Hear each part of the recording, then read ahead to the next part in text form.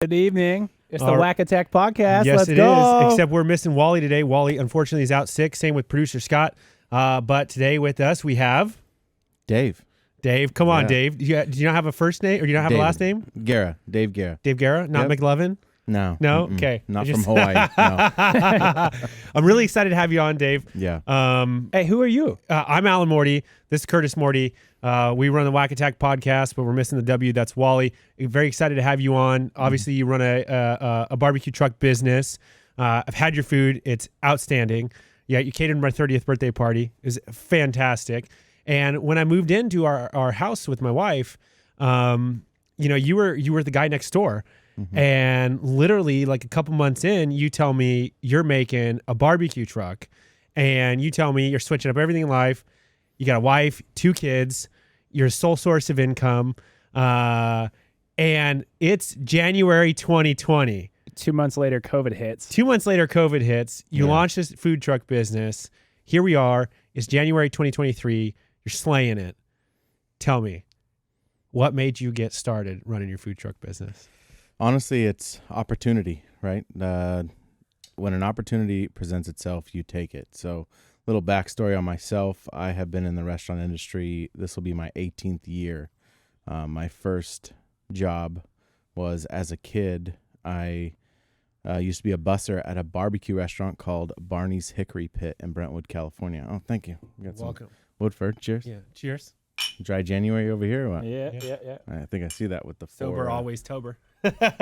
He's on it. So, yeah, I mean, my first job was at a barbecue place called Barney's Hickory Pit in Brentwood, California.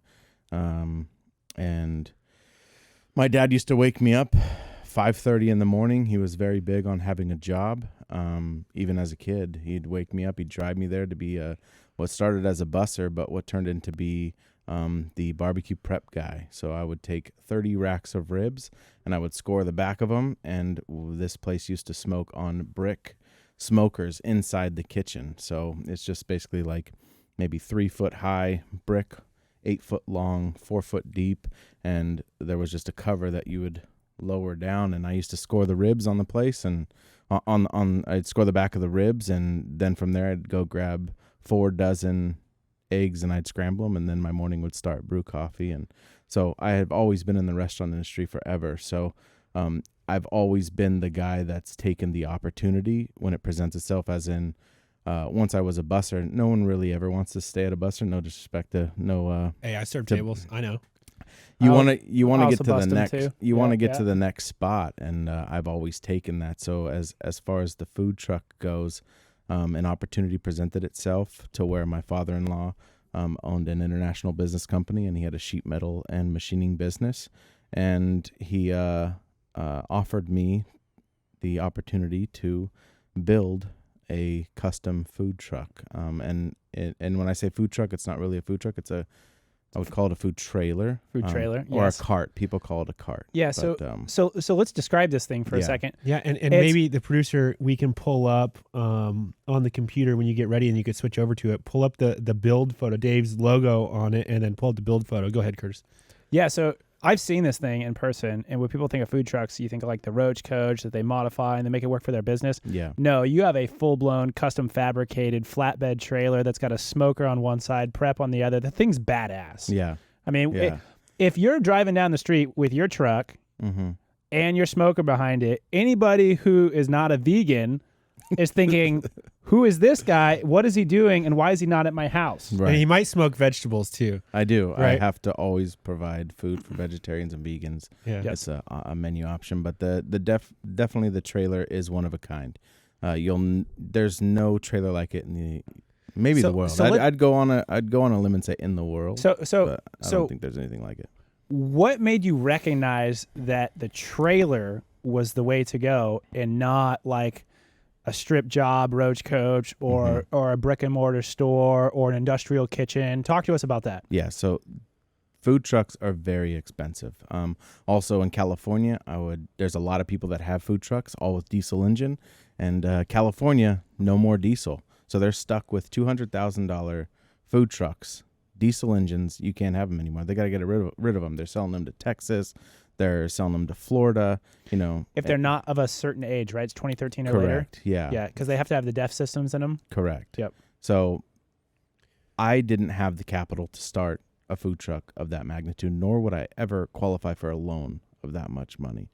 Because let's get back to this. Yeah. Wife, 2 young kids, Yeah. single source of income. Mm-hmm. Obviously you live in a nice house in a nice area. I mean, it's not great. It's not terrible. I mean, we live right next to each other. But my Right. point is, you can't go all. You can't. No. You can't put all the chips on the table with that. No, because it's a huge risk,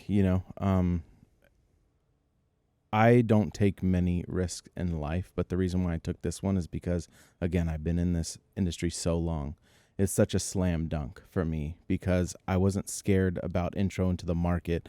I wasn't scared about competition because all I've dealt with is competition my entire life, opening restaurants, So when it came to the food truck, I just knew like seeing that price tag of a food truck is jaw dropping. So I knew with my background, because the current at the time when I was starting it, I had been 11 years into sheet metal and machining sales. So that's what I had always done. I went out and I was a salesperson and procured military, medical, and solar contracts to things to build out of sheet metal. So for instance, like your mics, the road would maybe contact us and say, hey, we got these mic stands, send us over some drawings, some prints, and I would get it estimated for you, and you guys would, need 1,000 or 500 or whatever, and we'd give you those price breaks. And that's what I did. So I knew I could probably build one of these, and then my father-in-law had decided to. And producer Katie, did we get a photo of that showing up? Yeah. Yeah. Did we get a photo of that showing up? Yeah, perfect. So She's already got my that father-in-law had, I had been in this industry, and he reached out and said, hey, I think that I can help you. Some changes were happening in our personal life, and he had said, hey, I think I can help you out, and let's build a trailer. I'll set you up with an engineer. And I had been in sheet metal and machining this whole time, so I knew kind of what I wanted, and based off of being in the industry of food, I knew that I could design something for the best workflow and made sense. So honestly, I have a notebook that I started, and every night I would lay in bed, and I had a little headlamp on my headboard. DJ was 2 years old. DJ is my yours? son, yeah, and then my daughter, and then my wife, and I would just write in that notepad all night. While everyone's sleeping, I'm literally just in my head drawing, writing down things like my mottos and like all these different designs, and literally a sketch pad. And through positive affirmation and positive thinking, because I'm a real big guy on as far as manifesting it. I just designed it in a notepad, page after page. The night before, I'd go back and go fresh eyes and go, that doesn't look good, and I'd rewrite it. So basically, I ended up taking that notepad to some engineers, and of course, you can draw anything on paper, but it has to make sense when it comes down to an actual engineer putting it in structurally. It has to make sense, because you guys probably put it in CAD first, and then you got AutoCAD, and then it went to SolidWorks, and then it was that's fabrication time, baby. Fabrication time, and then that's why it went. That's why through his generosity and me paying for certain things and us working together, came to this head of, all right, we can make this work. And that was just the tip of the iceberg. Was, okay, I got the manufacturing of this dream trailer down, and of course it started as $1 amount and it ended at a tremendously higher number. I got something here. So this is actually really great, right? Because your hard work and perseverance, you were in the restaurant industry, so you attained the knowledge there. Yeah. Then you were in manufacturing, right? You attained the knowledge and the relationships there. Yeah. You put the two things that you were interested in together. Correct. To build your business, which, by the way, we haven't said the name yet, which is Buckethead BBQ. Okay, and where did the name Buckethead come from? Buckethead BBQ came from a childhood nickname that was given to me by my father and my mother. And I'll give you the basic version of it, is that when I was a kid, my whole life has been sports. That came down from my father. My dad played for the San Francisco Giants. He's been involved in the 49ers, and sports has just been pretty much my entire life. So as a kid, everybody would always get me what they knew I would enjoy, right? That's what we should do these days. And because I have kids, and I want to say this, if you're getting gifts for anyone, make sure you get them what they enjoy. And I only say that because this past Christmas, quick sidebar here, my uncle loved the guy. We don't have a time cap, by the way. So I know, you but can tangent. I love the guy. Well, we have limited whiskey. He's a huge musician, right? And he's really cool about every Christmas he gets my kids a gift in music, right? I played the guitar. I played the trumpet for like 8 years as a kid. And it started with like harmonicas and tambourines and bongos. This guy dropped off a 12-piece. I'm surprised you haven't texted me. Drum set for my 6-year-old son, dude. I'm talking a full-fledged drum set. Snare drums, kick drums, bass drums, cymbals, dude. It's insane, but crazy. And this guy's about to have a baby next door. The only issue. Every neighbor, Paul has texted me, and Damien, they've all been like, "Who's playing drums?" I'm surprised you haven't yet. Dude, you know why? Because drums don't bug me. You know, Dude, the only thing that was a little bit of a challenge was just the dog's shed when the floor wasn't screwed in and they just jump in there. That was the only thing. Other than that, I mean, Back to the name though. That's a side thing. So as a kid, everyone would just get me sports stuff, wiffle balls, baseballs, footballs, anything like that. And my dad was in a band. Back to the music thing, and he'd come home super late at night after being in. We're from the Bay Area, but he'd play in a band. He'd come home late at night, and all my balls and bats and everything would be on the floor, and he'd slip and fall, and he'd wake up livid, right? And he's like, "Put all this stuff into a bucket." So all my baseballs, everything would go into a bucket. Well, instead of like keeping everything organized, I would just dump everything out of the bucket and put it on my head. So I would just, and I actually, you should have pictures of that, of me riding around on a tricycle with a bucket on my head, playing sports with the Buckethead and bucket on my head. And then my son, he DJ again. He was born in. Which album would that be in? That would be under Behind the Name. Yeah, but Behind the Name. Was that the one you sent me today? Yeah, you'll see my dad in like a Mickey Mouse t-shirt. I don't know, super funny, super 80s. And so you see me with the bucket on my head, and then fast forward to my son being born. Congratulations, by the way. You're actually due today. Yeah, that's my wife behind the desk. Yeah, congratulations. Thank you. And I got to meet your newborn-ish to me, right? She's under a year. Yeah. You got to meet her Saturday. Yeah, Saturday at the gym. But so my son, anyways, to wrap up the name, he had a super rough first year of being born. He wouldn't sleep longer than 45 minutes. Every test, every doctor, every specialist, they just couldn't figure out what was wrong with him. It wasn't gas. It wasn't anything like seriously medical. He just wouldn't sleep. And my daughter was turning 5 at the time in her first year playing t-ball. And we were out front practicing one day, and she was, hitting balls off a tee. And my wife Whitney had just picked up DJ from daycare and brought him home. And Sophia and I are out front practicing because I coach for her. And DJ lit up seeing this bat, right? And a ball being hit for the first time in the front yard, and just literally asked his sister, "Hey, can I try?" Mimi, his hands, he just raised out his hands and hit the ball, dude, and loved it. And ever since then, he never went to sleep without a bat, a football, a baseball, and he started sleeping through the night, anything sports related. So tie that into me as a kid. I'd always have balls and sports stuff bought for me. Same thing happened with DJ. And so the balls in the bucket. Your logo looks like DJ and you. Yeah. Right. You know what's really interesting about that? For anybody out there that's parents or is going to become parents, your kids, you got to find their interests. And this is one of the things that really and I don't want to go too much of a tangential with this, but your kids are going to have their own interests. We shouldn't be shoving prescription drugs in our kids. We should be letting them get outside and be kids. Let them learn. Let them kind of figure some stuff out. They're going to bounce around. And they're going to be obnoxious. Yeah. And they're going to be obnoxious. Listen, we're meant to be outside doing things. And so, So speaking of being outside and doing things, I don't want to go too tangential. We'll you run a barbecue truck. You're not inside of the Roach Coach, right? Correct. Or the food truck. Yes. So the design is exterior. Yes, the design is exterior. So you're getting started. Right, this thing has gone over budget because every good business, getting started is a little bit over budget when you want to fine tune it. Right. You've got the brand that means something to you. Mm-hmm. You have thought about this at night, writing things down. You're obsessing about it. So this is just the first 2 or 3 months getting started. Boom, COVID hits. Correct. what do you do? COVID hits, and What did you do?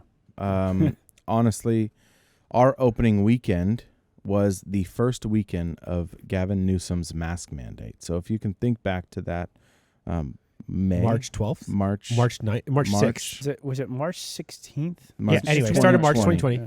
Yeah, that was the very first weekend, my opening weekend. So we held my opening weekend for Buckethead BBQ at the same shop that I built it, my father-in-law's business in Roseville. And we had, I think, 150 minimum in a parking lot. And we had no idea what to expect, right? Because when it first came out, it was, as long as you're in family groups and you stay 6 feet away from anyone that's not within your family. Yeah. So we had like circles drawn on the blacktop. Like we had hash marks. This is before all the rules came out. Everything. Yeah. Our opening day, we had 15 tables out there, cornhole boards, people playing tournaments. There were people literally stopping on the street, and I don't want to get too political because I don't know which, who listens, but there was people literally stopping on the street, going over 3 lanes, coming in, screaming at people because of COVID. Like, who are they? Where's their mask? Where's your mask? And then who's in charge here? And then I'd go over there and we're slammed. Dude, there's so many people at this opening day because it's not only just family and friends, it's also other people. And they would say, who's in charge right now? Who's in charge? And I would. And they'd be like, I know they're not together. Why aren't they wearing masks? And when we got done with that day, it wasn't like, wow, that was awesome. This is great. It was, how are we going to navigate through COVID? And that was our first eye-opening experience. And we couldn't do much after the opening day other than, like everyone else, just either keep going or sit back and pause. So food is nonpartisan, right? Everybody's got to eat. And that's the funny part about all of this. So you're going to get the fear mongers. And the worst part is when people are hungry, they're also assholes. So yeah. So they're probably smelling your really good barbecue. Right. They're probably hungry. And they're pissed off because they're afraid and scared. And this is also 2 weeks into COVID when a lot of people realize that, holy shit, I didn't actually put in the work in my own household. I really don't like what's going on in my life. I don't like who I'm with. My kids are crazy. I don't like who I'm with. Dude, it was just the nuclear bomb of divorces. Yeah. So, you had some of that rage. And then you just had people who were like, stop the spread. I mean, fast forward for where we're at now.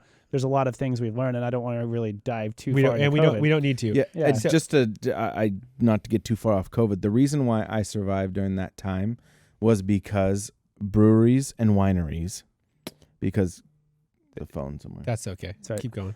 Breweries and wineries realized, and the state realized, that I guess COVID doesn't spread through food when you're drinking a beer. So I capitalized on that, and you couldn't go to a brewery or winery without ordering food before you got alcohol, because if you got food and then drank, you wouldn't get COVID, I guess. And that's me being sarcastic. But me and every other food truck, we capitalized on that. So you couldn't go without getting food. And a lot of breweries don't have kitchens. Correct. And this is not just a California thing. Correct. This is a lot of different places. Right. And that's also the reason why a lot of breweries allow you to bring dogs, because they don't actually serve food, but they have outside food coming. Absolutely. So that's really wonderful. So talk about, So you have to go and you have to network. So you find this out, right? Right. It gets to the grapevine. He's got a plug in the back of my head, so take over. How do you network and you go find this? Because right now you've gotten kicked, in the crotch with finances. Right. You've got kicked in the crotch with COVID. Mm-hmm. Now you're trying to figure out, how do I survive? I got everything on the table. Yeah. Go. The only way you can really navigate any marketplace that you enter is by knowledge, right? There's nothing I've ever done in my life that I didn't already know what, who, how, and what my outcome is going to be. Like, a quick little story is, as far as like hunting, I taught myself how to hunt, right? I studied every YouTube video that there is. I joined chat rooms and I learned everything on my own. Same thing with food, right? There was this guy that was going out of business, and I don't want to say his name, but he's a barbecue food truck, and he was going out of business. And I reached out to him because I wanted to know, before I built my trailer, what he was going to do with it. Because I was thinking, this one's already set up. Why wouldn't I just buy it, right? He said he was retiring. Him and his wife were getting old, blah, blah, blah. What I did was I went to his Facebook. I went to any social media he had, and I found out every single place he had ever been. That was my introduction. And when I called him to talk to him about it, I already kind of knew what I wanted to ask him. And I don't I'd say all this not to say I was being deceitful or anything, but it was basically capitalizing on another opportunity, right? Was like, how did you go here? Which place was good? Which place was bad? Could you get me in contact? And it was networking. You were being very ethically tactical. So, Always. So for somebody, for anybody out there that would be thinking about starting a business, that's one very important thing. Knowing your market. Yeah, that's all I could say. You have to really get in and think of all these other ways, and don't just be the entrepreneur. Think about, hey, if I was somebody that was doing marketing related activities, or hey, if I'm responsible for revenue and operations, or hey, if I'm responsible for outreach or basically building relationships with people, there's a variety of ways you can do this, right? It's not just like the realm we're in, where I can go to LinkedIn and I can go ahead and put my ICP in there for my ideal customer profile and find a bunch of people that meet this thing and then outreach to them. You basically did that on a much more localized level. Exactly. And you did it in a way where you found somebody who wasn't going out of business by because they suck at business. Correct. Yeah. They were retiring. Yeah. And so you leveraged that Smart information to go figure out where to go. I loved that tactic for getting into a market because A, you're not taking anything off of anybody else's plate, because inherently when you enter in a marketplace, especially one that already has competitors, you're either taking food off of somebody's plate or you're helping to grow the overall marketplace. Sometimes it's one, not the other. So I love that strategy of go find somebody who's retiring, go talk to them, see about what they would do differently, see about, how did they start their business? How were they able to be successful for so long? And start as your first strategy as what they did. So you have to, because again, we go back to dad, 2 kids, married, wife in nursing school, solo income. I had to make sure that this wasn't an absolute risk, right? Because I did leverage this new business with working full time, right? I did have a full-time job. I've worked 2 jobs my entire life, and I don't say that to brag, or because it's not a brag. Working 2 jobs has put me in the hospital. It's put me in a lot of bad situations, but I've always done whatever it's taken to get the job done. I've never been a pity me, poor me, I'm miserable, let me sit back, let me collect a check. I've always went out and got it. I have worked so many jobs to just get a couple $100 extra bucks because my family needed it. And so when it came down to this business, I had to be tactical. I had to be smart, because I literally had my entire life on the line, right? I'm putting money into something that I don't even know the resale value until I know what my income and my revenue or what I'm generating. So I had to go to somebody and be like, and look at it, and figure out what to do and what not to do. Our mentor that helped us start our business, which is really important. I mean, you kind of got like a very small period of time with a mentor by asking somebody who's going in retirement. He told us that money equals sleep.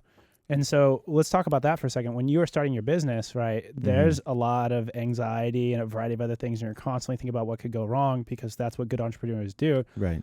But it comes at the expense of your sleep. Absolutely. And so that's one of the things that, for anyone who's thinking about starting a business, like that's going to happen. But talk to us about some of the tactics that you've taken to help you alleviate some of those. Because like you recognize, hey, I need to get some sleep, and I can't just be doing this nonstop. So there's got to be some changes you made along the way. Absolutely. After those first 2 or 3 months. So let's talk about, that first year into the second year. How did that work? So again, it's about learning and researching my industry, right? So a little bit of the behind the scenes of my business is I smoke meats, right? Barbecue. I'm not barbecue in the sense of like just grills. I am a smoker, wood, stick burner, barbecue place. So I'm cooking briskets and pulled pork 14, 16 hours on a good day, maybe 12, maybe 10, depending on how big they are. But I originally started the business not knowing the in-depths behind barbecue as far as smoking, right? Because we all have this smoking, a lot of people have pellet grills and whatnot, and they smoke stuff all night long. I was doing the same thing, getting 0 sleep, right? And it was literally killing me. Curtis's gurgle came through. No idea where that came from. Hey, it's all good. But it was so taxing on me, because the Buckethead just started with me, myself, my wife, and friends. I didn't have really anybody. People, and I don't think they grasp this. No. your friends contributed For free. for free Dude. to help get Yeah. stuff off the ground. I remember, talking about it, and I'm just sitting here, and I'm like, man, Dave, if you need anything, like, let us know if there's anything I'll get around to the you. place. Yeah. And you have I- good people in your life. Yeah. And that's just a statement to anybody who's looking to start a business. Like you have to have a support system to some degree. It is very, very hard to do it by yourself because when you're trapped in one mind, you have these implicit biases that you don't even exist that are controlling you. And that's why you need multiple people. And if you are one person out there and you don't have help or you don't have a support system, tap into this podcast. tap into this podcast. You Yeah. can always reach out to us, contact@wacattack.com. We can help walk you through. We can help talk through some of the challenges you have, but I'd also encourage you to not do a in-person physical business like Dave has done. Maybe something on a computer where you control many more of the variables. That would be better, but let's go back to Dave. We're not going to Yeah. tell people what to not do and what to do. What's important is follow your passion. So Right. go ahead. Right. Yeah, exactly, the passion. Well said. But I would say that it was so taxing on me to stay up all night long. And then, I mean, these stick burners, you have to feed it a log every 30 minutes, every 45. So, I mean, power naps are not even going to help you out in a 14-hour span, right? So I would stay up all night, and then we'd go out and we'd open up for business at 10 o'clock in the morning and have this massive sellout day, and I would be dead by 12:30. Lines, cutting meat, it's hot, and it just got to be so dangerous also in the heat out here. People that don't understand how hot it is in Sacramento. it's so hot. There were So- times And on the that first summer, Yeah, 105. 105. Yeah. So and that's Buy a that's wood burning smoker outside Black tops, on the blacktop. no AC, No AC. fans, no nothing. so and- so that's a mild summer too, by the way. I mean, I'm not Yeah. gonna say this mild, but like we've had ones where you're like 110, 108, 112. 110, 112. We hit worse, 114 wor- this year. I've seen it 114 twice now. Yeah. 2007 and 2022. So what I did was, again, to circle it off, is to network, right? There has to be a way that these big barbecue places that we watch, the Aaron Franklin's, the Brett's Backyard Barbecue, the Terry's Black Barbecue, like all these big guys, like how are they doing it? Obviously, they have a massive staff, right? There's people that get there at work at 7 p.m. and have it go all night. There's things that I didn't learn until I had to network. So what I did, and this will be first time letting people know. And you don't have to, by the way. Yeah. We can skate around this. I'll just say that there's a pit master for a very well-known barbecue place in Texas. And I reached out to him through social media, shared with him what I was doing, my business, my photos, and said, I need help. I'm a dad. I started this business. I have a wife and kids I'm supporting, and I just need to know, how are you guys doing it? Because there's got to be stuff you guys aren't telling the public, right? Because as a one-man band, how can you possibly do it? And basically what he did is he let me know the secrets of what to do. And basically it is cooking the meat, and the rest period is a lot longer than what most people do in the 4 hours, putting it in an ice chest. And I ended up buying a commercial warmer, very expensive Henny Penny commercial warmer, is about $8,000. And I learned that you can hold food for an infinite amount of time, which I already knew as somebody coming from managing restaurants. And you can hold it longer than that 4 and 6 hours, as long as the meat stays above the temperature danger zone. Right. Which for anyone in the restaurant industry, it's Shout out Serve 41 Safe. to 140. So as long as it's above that, you can hold it. So I was able to find sleep. I mean, when I started, dude, I was sleeping in a trailer that one of my friends was helping me for free, right outside my smoker. Like literally, smoker was in a shop, and I was sleeping in a trailer away from my family, like months at a time, and was like, Wife's this in cannot. nursing school, Yeah, away from your family. yeah, And you have Dude, two kids. I would And I come have 2 home. kids. I would come home Thursday nights, yeah, and if I saw your trash can there, I would go put the trash can out, because I thought to myself, yeah, dude, he's either not home, or if he is home, yeah. I would hope he's sleeping or whatever else. That's the last thing you want to forget about is, Yeah. oh shit, the trash cans. trash, especially running a food not full. business. Yeah. So And it's like, dude, you were up at, I would say on average, 20 hours a day. easily. And keep in mind, people don't understand. 2 jobs. That was just one job. That You was were just one still job. working the other I job. did. And what I did. know about human performance that is god. We were just talking awful. about the whoop. God we were just awful. talking about it all. Yeah. Okay, so I we'll find get back sleep. on track. Yeah. I find sleep because I learned this, right? There's little secrets to the barbecue that I had to fine tune and figure out my times. So I purchased this commercial warmer. I figure out the barbecue end of it, and now I'm getting home midnight.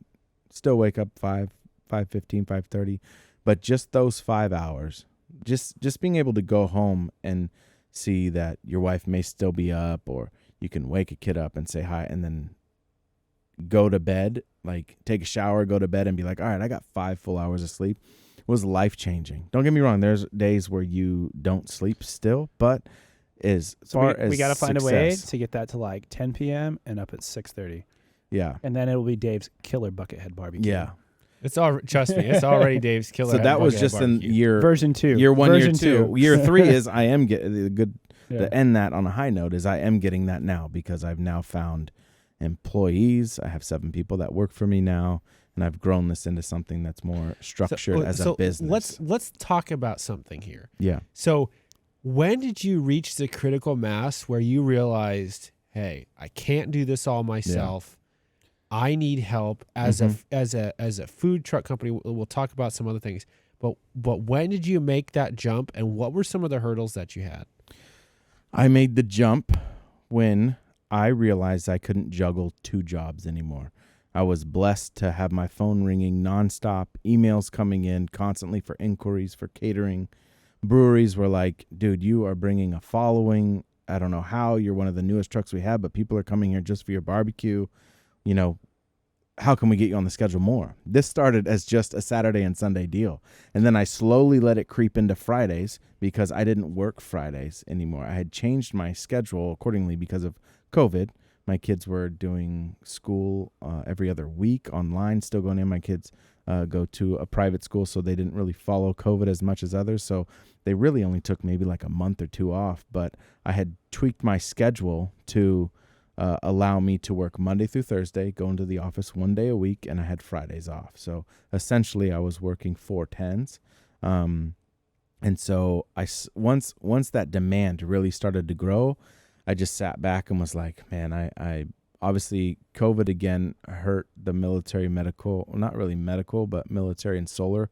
Solar, I feel, has been dead for a while. So I saw that my pay was going down a little bit and my commissions weren't as great as they were. And I honestly have such a moral compass in me that I couldn't continue to like be working for barbecue and be working at this company that I had been working at for 11 years. You didn't feel like you wanted to rip anybody off. I hated that feeling, man, and it ate at me, honestly, for a year.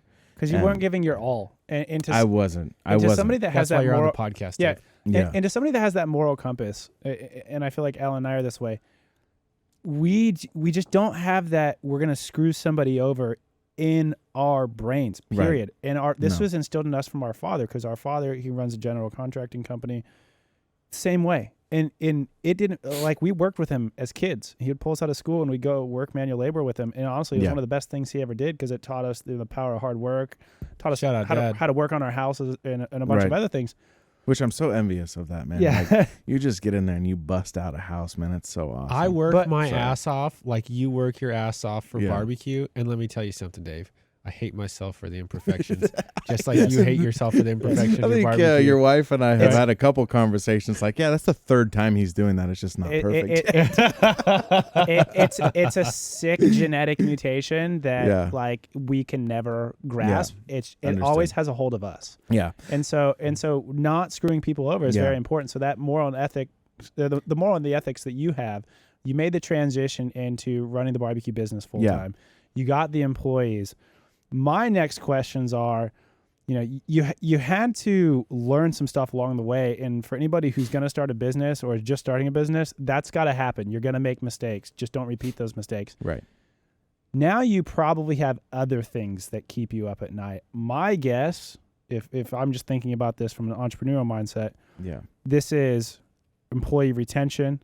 Mm-hmm. This is, what is your supply chain for your food? What is the sourcing of your food? What is the quality of your food? Cash flow.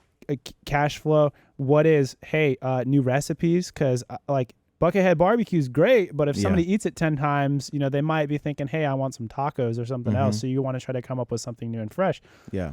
Talk to us about some of those things and Mhm. some of the challenges you've faced in the realms of staffing, your actual supply chain and the sourcing of your foods, and then also how do you actually introduce And let's new unpack parts of that your first. business? Let's talk about staffing. So Yeah. you got to hire Hit people. me one at a time. You got to hire people. Yeah. Right. You go, crap. Yeah. How do I do this? What do you do?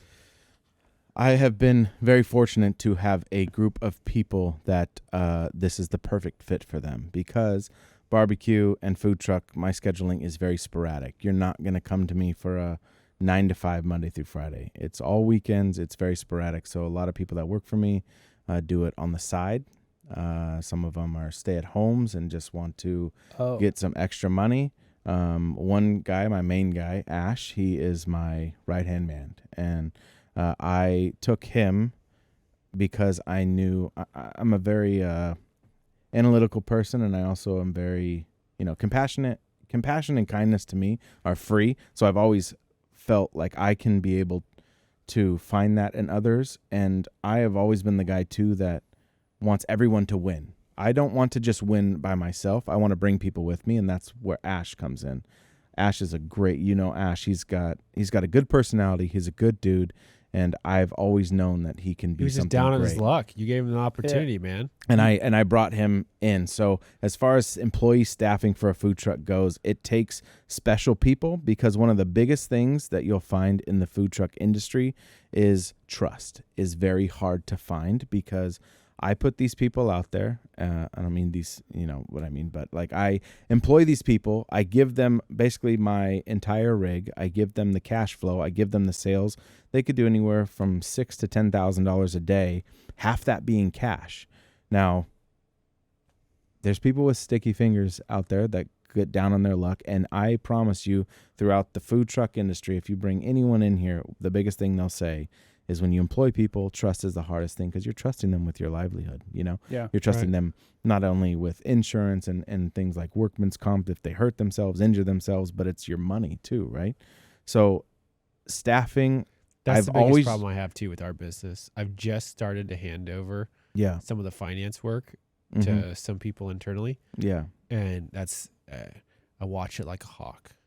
Yeah, Right. so let's not So derail on that's the one. financial. So let's one is let's stay the on the employee staffing. aspect. I have a couple of follow-up questions there. yeah, I do understand that you want to elevate your team, right? Right. Let's make a bigger table, not a bigger wall.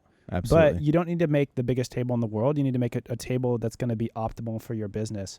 And so when you talk about trust in employees, mm-hmm. what are some of the characteristics that you're looking for? Like Mhm. in, you said it was Ash. Ash, yeah. Yeah. What are some of the characteristics about Ash that you're like, hey, he's got what it takes to be a successful part of my business? And you're probably also, doing things where he feels like he wants to continue working for you because he's also gaining in his life to some Right. degree as well. Absolutely. So talk about a few of those things. What I look for in people, honestly, is morals. Honestly, if I can sit down and talk with you and kind of figure out what kind of person you are very quickly. And part of that is just by having a conversation. How do you talk about yourself? How do you hold yourself? Do you talk a lot about yourself and not like ask questions back, And Ash has always been the guy. I've known him 10 years now. I've never seen him do anything wrong to anyone else. He's always the guy that will help you no matter what you need. I think that guy's helped 50 people move probably. And moving someone is the toughest thing, because I'm not going to do that for beer and pizza, right? Yeah. Like this guy will do it no matter what. He will drop anything for anyone. I've been in a couple situations where I was working and something was happening at my home and I needed him to get there, and he's always done it. So I've always known that Ash is just, he's not going to go out of his way to screw anyone over. And that's what I look for in people. And I look for eye contact, handshakes. I mean, my dad has always said that without a handshake and looking someone in the eye, you can never really trust them. You can't. No. And I definitely, that's a hard thing about us for our business because it is digital. Yeah. So we've had to come up with digitalized tactics to do those things. Fortunately, COVID normalized having your webcam on, which was great, by the way, but not to our I business. was going to ask that too, Yeah. because I know you guys are very digital.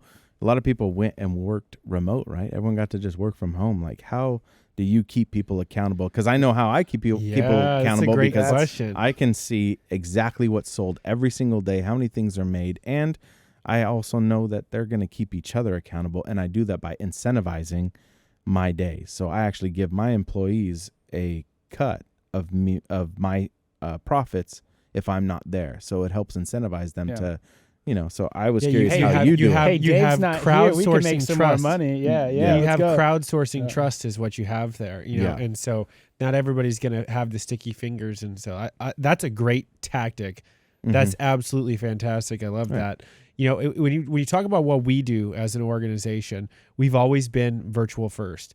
Like you came here, you took a look at the office. I gave you a little bit of backstory like, hey, we are growing business. Some guys were like, hey, can we sublease some space out from you? Boom. Fast forward to 8 years later, they pretty much have their entire business here, and our business has been all online. We thought we were going to scale in person. No.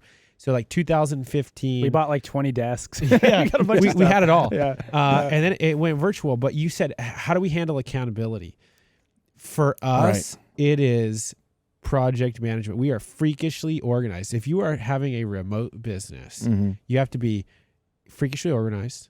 Things have to be process driven and automated. You have to have accountability platforms or project management tools. We call them information radiators that everybody knows, sees, understands, and keeps up to date. And that's your single source of truth. If somebody's not pulling their weight, I by hand, Dave, we go and review everybody's invoices, everybody's pay, everybody's time logs, and I make sure they're not fudging hours.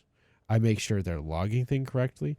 I'm literally paying attention to everything because that is the biggest challenge, and our biggest is how do you incentivize productivity and how do you incentivize and hold people accountable? For those of you who don't know, we run a consulting firm online. A technical consulting firm. We specialize in helping organizations have quality data for their business so they can leverage new technologies like AI and machine learning.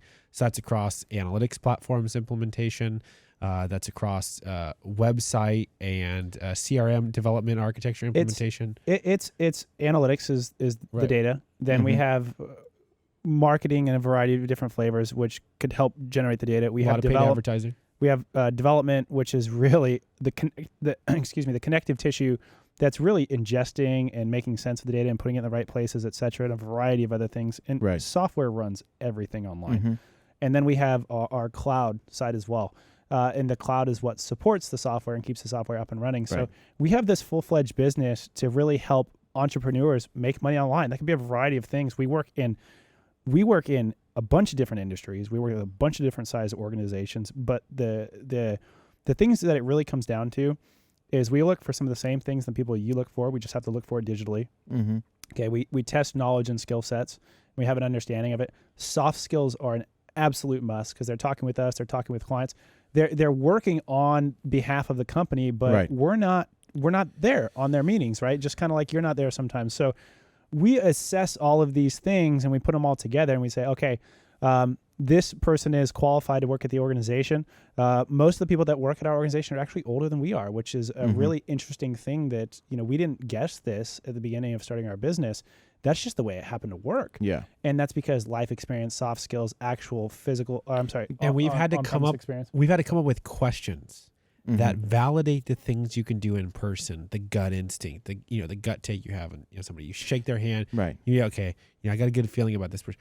We've had to ask open-ended questions, and I'll ask one of them right now. Then we'll get back to the food truck business. And so I'm gonna ask this question, and then I'm gonna tell you how we interpret it and how we analyze it. Okay, so you pull Don't up. Tell me to make a sandwich. That's the biggest one. How do you make a sandwich? Oh no. Okay, so you pull up to a bus stop. Yeah, 2-seater car. Only 2 people can fit in this car, no matter what. You look over at the bus stop. There's 3 people. The love of your life. Your best friend you haven't seen in 10 years, maybe we'll call it Ash, and an elderly person who needs to go to the hospital. What do you do? Side note, if the elderly person doesn't go to the hospital, they're going to die. Now go. Answer. Stipulations. Yeah. I would grab the elderly person, and on the ride to the hospital, I would ask them how their life was and what you would do different. Maybe about friendships or about marriage, because I think my love of my life, and my best friend will be okay, and maybe this person's going to give me the knowledge. Always networking, right? Go back to networking, and they would give me the answers to maybe make my life better as they go to the hospital and die. See, this is what we look for. You're logical. Mm-hmm. You trust your gut, and You didn't overthink you it. didn't overthink it. You're going to look at the variables. You pick the one that's most important. If I'm hiring for a job that's a very technical, very logical job, that's the response I want to see. Yes. If I'm hiring for a job that is a little bit more creative, that is not the response I want to see. So the abstractness of the creative side is those people are like, well, my best friend's my best friend. They're still going to be my best friend tomorrow, so that's not going to be a problem. I'm going to let them drive the car, take the old lady with them, and I'm going to go hang out with the love of my life. Like they're going to fudge a time card. But maybe not. You got to think. You got to think I about know. how the approach is. Right. So it's all about their mindset. How do they think about? Do they think before they talk first? Right. Or how do they look at all the variables of the problem, and then how do they explain their interpretation of the variables? You talked about morals. You talked about ethics. Right. This is the question we ask people, and we can usually Mm-hmm. size them up with one answer. And the biggest thing for me too is also you touched on it a little bit is the soft skills, right? They're going to be representing your company. I call that a brand ambassador because I feel like Buckethead is a brand and we're growing constantly. So I need to know that they're going to be a good brand ambassador for me, because when it comes to customer service in the service industry, or really any industry that you're in, when you're talking with somebody, you may not know who that person is, right? If you guys sit No. down with somebody, like, yeah, we're looking for some consulting, some technical consulting for data and analytics for marketing and whatnot. And you're like, okay. And you guys just start talking. You could be talking to Jake that just has an idea that's starting a business, or you could be talking to Elon Musk's rep or something. And that's what I look for, because you never know who you're talking to that day. Same thing with Ash, same thing with anyone that works with me. They may not know who's ordering food. I want them to treat the same person. I want them to treat the person that's ordering from them or has an issue or needs to talk to them about something with the same respect and decorum that they would as their grandma that's dying in the back row. You know what I Right, mean? Like, that's what I'm right. saying. I want them to treat everyone the same. And that's what I look for, because you never know on a daily basis on who you're helping. And No, I you want don't. that same transparency through and through on each And you know the employee. irony of that is you really never know where your next opportunity comes from. And that's the thing that I Huge, think anybody huge, should yeah. take away from this is there's been times in our lives, and probably in your business too, there's just been opportunities that have literally come out of nowhere. And we think, wow, if I had not done something the way I did it, that opportunity would have never arisen. That's how every job really happens in the food industry, as far as catering and things like that go, is it's either by referral or doing something right one time. And do you right? know how many people I had ask me for your number and your information after doing our 30th birthday party, literally right out in front of our house? Yeah, I believe I delivered food to a couple. Whoever drove by one time at your guys' joint birthday party. But a big... I'm real pissed off we just didn't shut off the street and like have a Yeah. have a Buckethead block I will party. say opportunity presents itself in crazy ways, because here's a quick story. Every 4th of July, you were invited last year, but every 4th of July we go to Camp Richardson, and we rent I think I booked this year 17 sites, and then I fill them. Ash is involved in this story. If you don't know where Camp Richardson is, Yeah, it's Lake Tahoe. Lake Yeah. Tahoe, Yeah, California. Lake Tahoe, Northern California. It's one of the best. It's on the Camp- California-Nevada yeah, border. it's It's pretty sweet. It is. Yeah. And we get 17 sites, family, friends, and we just go up and camp. And we're at Camp Richardson. We're at the bar over there. What's Beacon Bar and Yep. Grill, Mhm. known for rum runners. A little mixed drink with a floater of rum. Yeah, it's pretty good. It's like a daiquiri type drink. Anyways, we're at their beach, and Ash is up at the bar area. Old couple is sitting there having a drink, watching, I believe, the sunset. Ash is playing cornhole right in front of where you're sitting. There's like a deck, and there's the couple sitting there drinking and eating, and Ash is playing cornhole right in front of them. And Ash goes, hey, starts a conversation. Ash will talk to anyone, like literally anyone he'll talk to. And that's also why I have him on my team. But he goes and he talks to them, chopping it up a bit. And they go, yeah, I run a national shooting organization. This was 2 years ago. And Ash goes, "Oh, that's awesome. Yeah, my buddy's here, Buckethead BBQ, and just chopping it up." And basically, the guy goes, "Yeah, I would love your information. We run a few shooting competitions. So fast forward 2 years, because that was 2 years ago. That was maybe 2020, 2021. Yeah. The guy hit me up 3 months ago and goes, "Hey, we're doing our shooting competition in Ione or Jackson, and want you to get some numbers." And I'm like, "Okay, yeah, let me know what you want." And he's like, "Well, we want you here on Tuesday. We have 350 meals we want. Wednesday, we have 240. Thursday, we have 500. Friday, I want you to serve 150 with 200 on an exquisite meal at in the evening with just staff. Saturday, I want 200." And I'm just like, Holy 1,500 dude. meals. Yeah, dude. Yeah. Dude, wait, and Ash, anybody will speak to him. Yeah, but that's Ash. it. I've and also talk about it incentivizing in 2023. I never want to be stagnant. I always want to keep growing, right? So this year I'm implementing not only the share profit for being at an event and they share profits off of what I make, but now it's also catering. You go and get a lead, just like I did with sales. You go out and get a lead, Right. and they book. I'm gonna cut you off a slice of that. So. Right. Basically, that's talking about not knowing who. Ash could have not talked to them. They're honestly 60s, 70s probably. Mm-hmm. He could have just not talked to them, and ignored them. But Ash being Ash, wanted to talk, chop it up, and Dude, he that's a didn't great treat them idea, Curtis. Easier. anything different. So- and here I am sitting on a massive estimate, and we're doing it. We're booked for June for 6 days in a row serving him, and it's the second biggest catering I'll ever do. Nice. And so Ever done. Done. Let's Ever not done. limit Yes. anything. No, Let's no, it's manifest the done. future. You're right. So I Done, messed up. right. I said, really, when I said Ash, it's ASA. Anyway, always Curtis speaking- can't spell. I can't do it. I said Will in there. I was like always speaking to some or Yeah. I don't even. Yeah, but remember what I Ash is said. definitely Ash is Shoot. definitely my main guy, and I love him, and he's done a lot for me and my family. So Ash is great. Yeah. I've appreciated having him around. yeah, It was interesting the first time I met him. yeah, The first time I met him, it was like 10 o'clock. He's like, "Hey, I'm Ash. Just want to let you know I'm next door working with Dave. He says you're really cool. yeah. And anyway, just want to come over and say hi." And I was like, okay, I could appreciate that, because Yeah. literally I was thinking, who the hell is that guy? Sounds Right. like it's 10 p.m. What, Right. what are you on? And I was And supposed he to be asleep realized 2 the hours ago. situation. He realizes like it's 10 o'clock at night.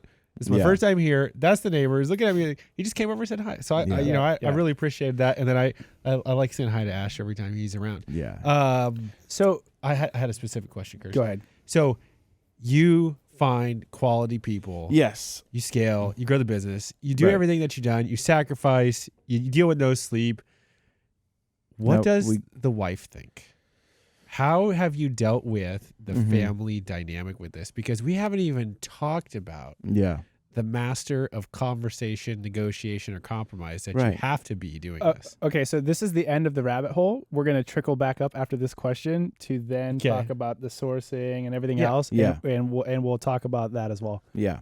So when it started again, it was my wife's stepdad that had offered it. And she obviously had to go all in with me, right? Because she had just got accepted to American River. For those of you who don't know, that's a junior college in That's a Northern junior California, college for specializing in nursing. Yep. And so she was a huge part in getting this started with me. She has always done marketing and advertising. So as far as the website goes, she creates websites. She's always done it. So she created my website. She did all the coding, which I know you guys do because I did see a video on that.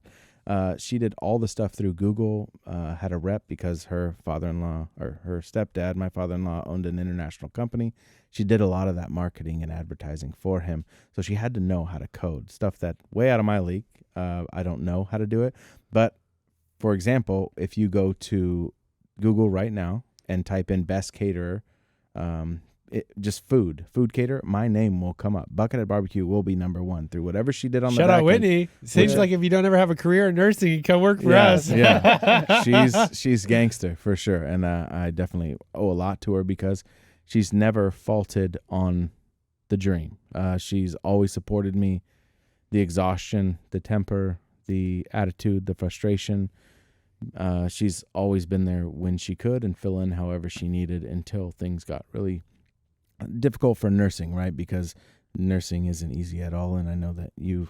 Yes, Yeah. Sammy. That's Yeah. the missus of my household. Yeah, you're right. She is, which he an would RN. always let me know and give me guidance on that. Mhm. That this would be coming up, or she's gonna switch here, and so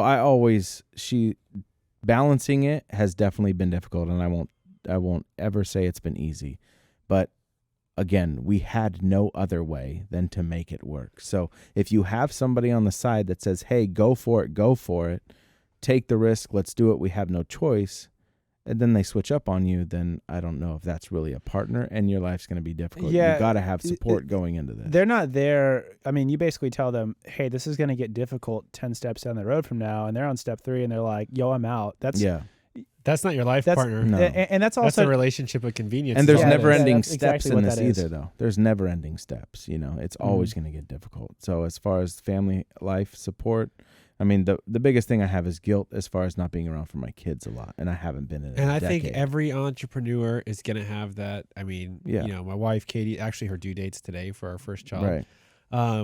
And that is something I think about all the time is how often do I want to be around? How much money do we want to make?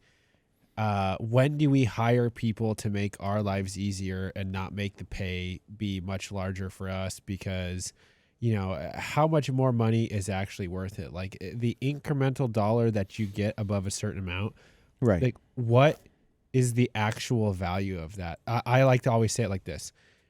A billionaire spends $1 million on something that does not change their life. You give somebody who doesn't have anything $10,000, it changes their life. Right.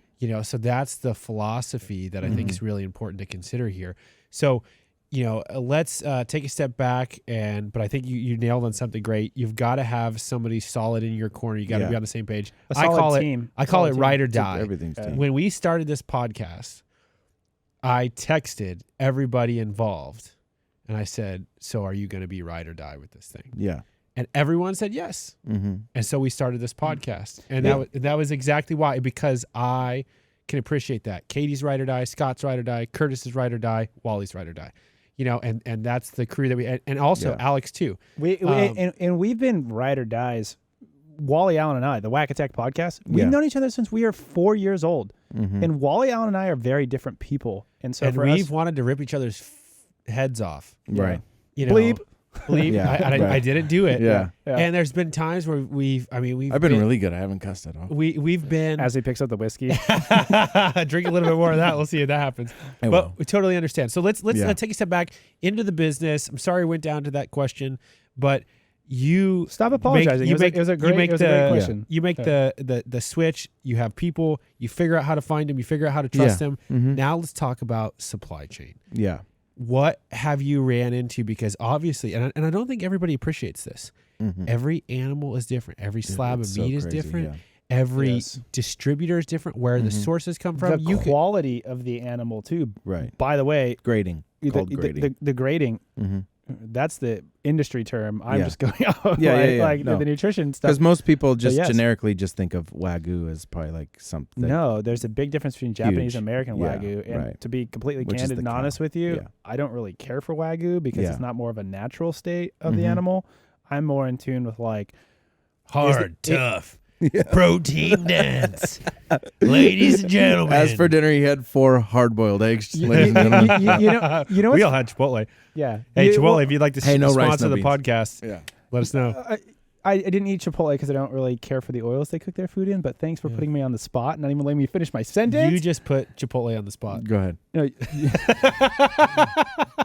Go ahead with the grading. yeah, so Or the quality. the quality, really, Sourcing. the sourcing of your food is important, and this is one of the biggest things that I take away is like everybody goes to the grocery store and they just see what's on the shelves. Right. Nobody actually understands how that thing got from being in the dirt, or in the case of an animal Walking growing, in the dirt. or walking in the dirt, to Yeah. being on the shelf. And that's a really important thing, especially here in America, because there's been a lot of issues with things like Monsanto as a company. Yeah. Dude, not to mention the Roundup fucking everywhere, which is food pyramid. glyphosate. be I mean, so I don't want to go too far down that rabbit hole, but it is very important to understand the sourcing of your food. And I really wish I would have learned this about 6 or 7 years ago. Mm-hmm. When you think about meats in particular, one of the common misconceptions that people have, which is beef in general, is like, oh, beef's bad for the environment. Well, it turns out when you feed a cow a shit diet of corn, wheat, and soy, it tends to fart a lot because the damn cow's made to eat grass, not corn, wheat, and soy, especially GMO corn, wheat, and soy that is sprayed with ridiculous amounts of chemicals, glyphosate included. Mm-hmm. And your animal's eating this. So what do you think the animal's going to produce? Don't ask him about fluoride. No, we're not going to go down that rabbit hole. But I mean, everybody has eaten something that is bad that they shouldn't normally eat, and you rip ass. Mm-hmm. Cows are no different. Right. It's a very similar concept. It also depends on how those growers are trying to get the most bang for the buck as far as money wise. And most of these growers that produce in mass amounts want to get the biggest bang for the buck at the lowest cost, right? Yes. And so that's feeding them time. just like basic things that go the furthest, right? Certain grains go the furthest, certain they fatten them up. Yeah. 100%. The last 3 weeks they fatten them up, and that's when the highest cost becomes, but some places cut corners, and that's what you got to worry about. So how do you manage and navigate that? Yeah. I navigate that by never settling on quality, right? I'm never worried about my price. I'll be the first person to say right now that all the Yelp reviews and everything, I know I'm not the cheapest guy in town because I don't sacrifice on quality.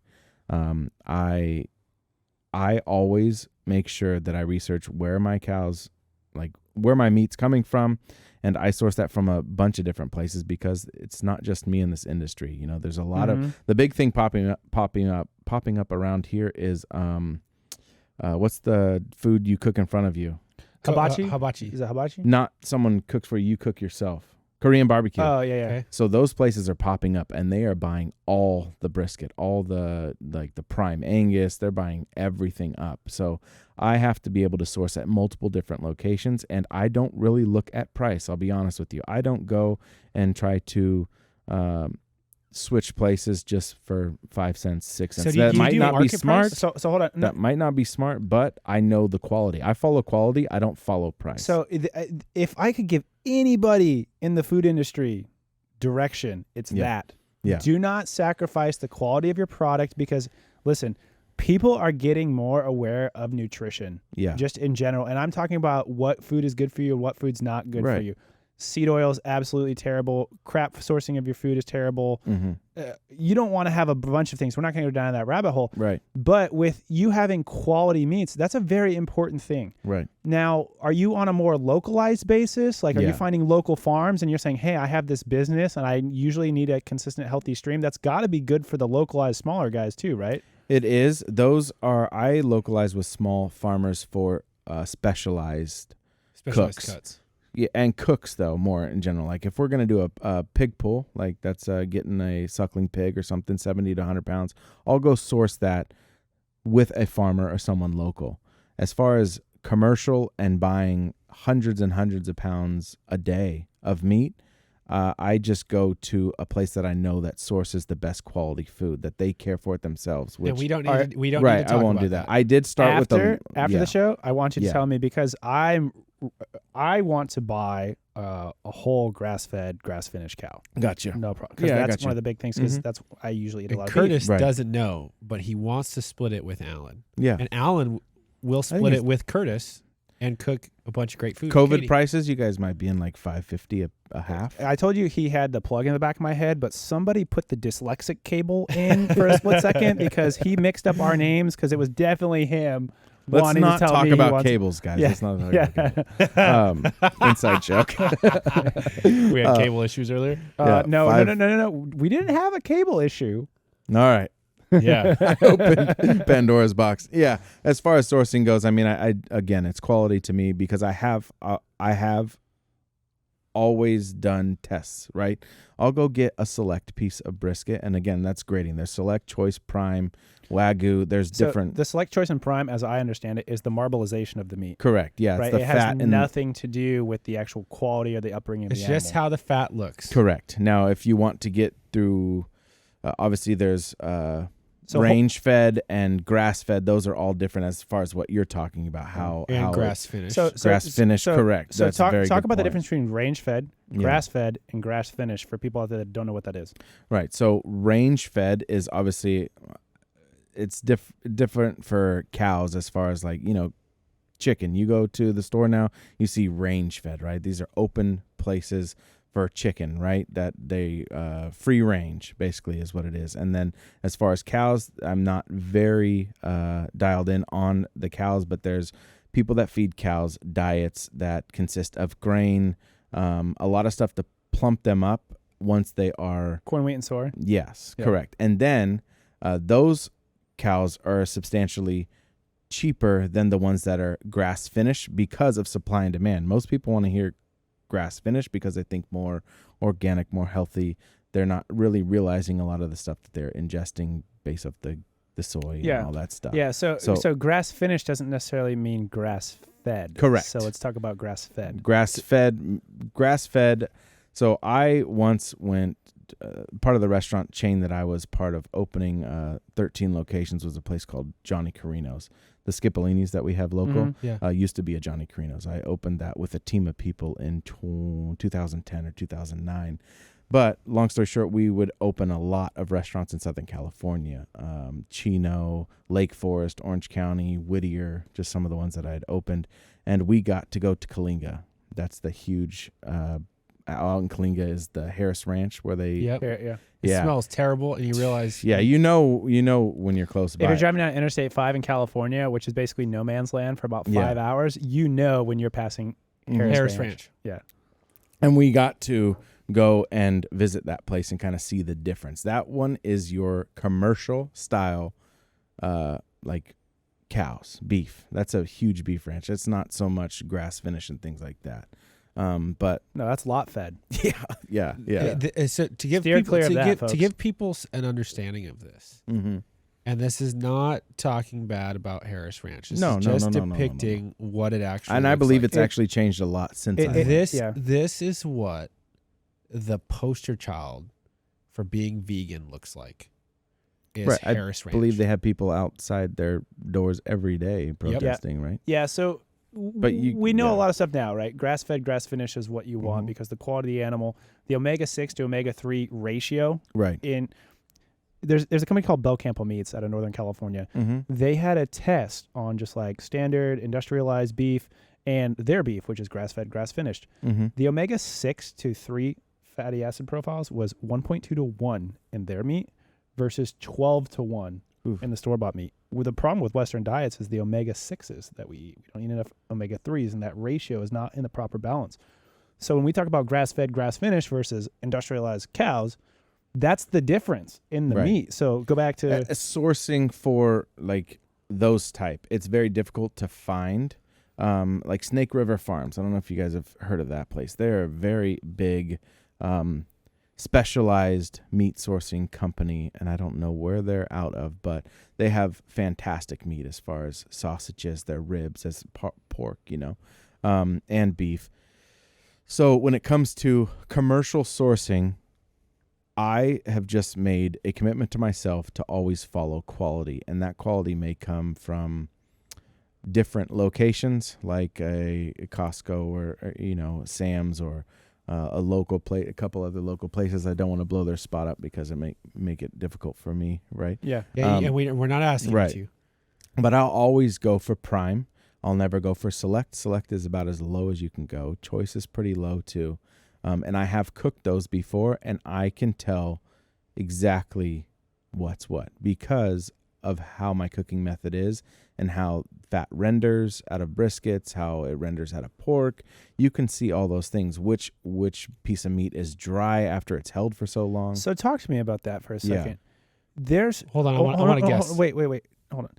2% or around 2%, I believe, is the statistic for all of the beef that is USDA prime. Correct. Is that correct? All right. So what is the difference between the fat in prime versus the fat in select and choice, which is the ranking in that order? It has to be more scientific than I'm able to explain, only because, and I give this analogy because I do hunt, I do fish. It's part of my lifestyle. It's what I do. And I would say that if you look at the fat content from a river salmon versus an ocean salmon, it's huge because it comes down to their diet. Like the difference is huge. Also for ducks, I'm a waterfowl hunter. The diet that maybe a snow goose lives on when they're coming down from Alaska or Canada versus after they've been living in the valley, because we're here in the Central Valley, we're really big rice farm, rice farmers, and they've been eating the rice for 3 months, and you harvest them in January when they've arrived in September. The fat content is so different. Once you skin that bird, or I don't want to get too graphic, but you can see the fat content, and that's why I would say when it comes down to beef and things like that is the fat content that's on a healthy animal, like from their diet. That's what I would say. Normalized diet, versus grass-fed. a selector choice is just different because I believe they're all fed differently. And Katie, maybe that's something that you could research for us up here. What is the difference? Because we don't seem to have the direct answer. From his knowledge and my understanding, right, that was really what we were looking for. I just don't know what the 2% is, and I don't want to go too far down that realm because, right, we're talking about food truck businesses. I was thinking it had to do with how evenly distributed the fat is throughout the meat. Because every time you pick up a piece of prime meat, it always looks like the fat is evenly distributed throughout whatever cut it is. Versus, like, say, a ribeye is a great example. Mm-hmm. If you have a choice or a select ribeye, that fat is really concentrated in certain places. Right. Versus if you have something that is prime, it seemed like to me the look of the fat is always more evenly distributed. Like it looks, for example, you know how evenly distributed the fat in a salmon is? Yeah, right. It looks a little similar to that instead of all big chunky pieces. Yeah. So coming out of the sourcing piece, right? You've basically got your sourcing set up in the local area. Mm-hmm. You have tactics that you take to try to find new people. You're always looking for stuff.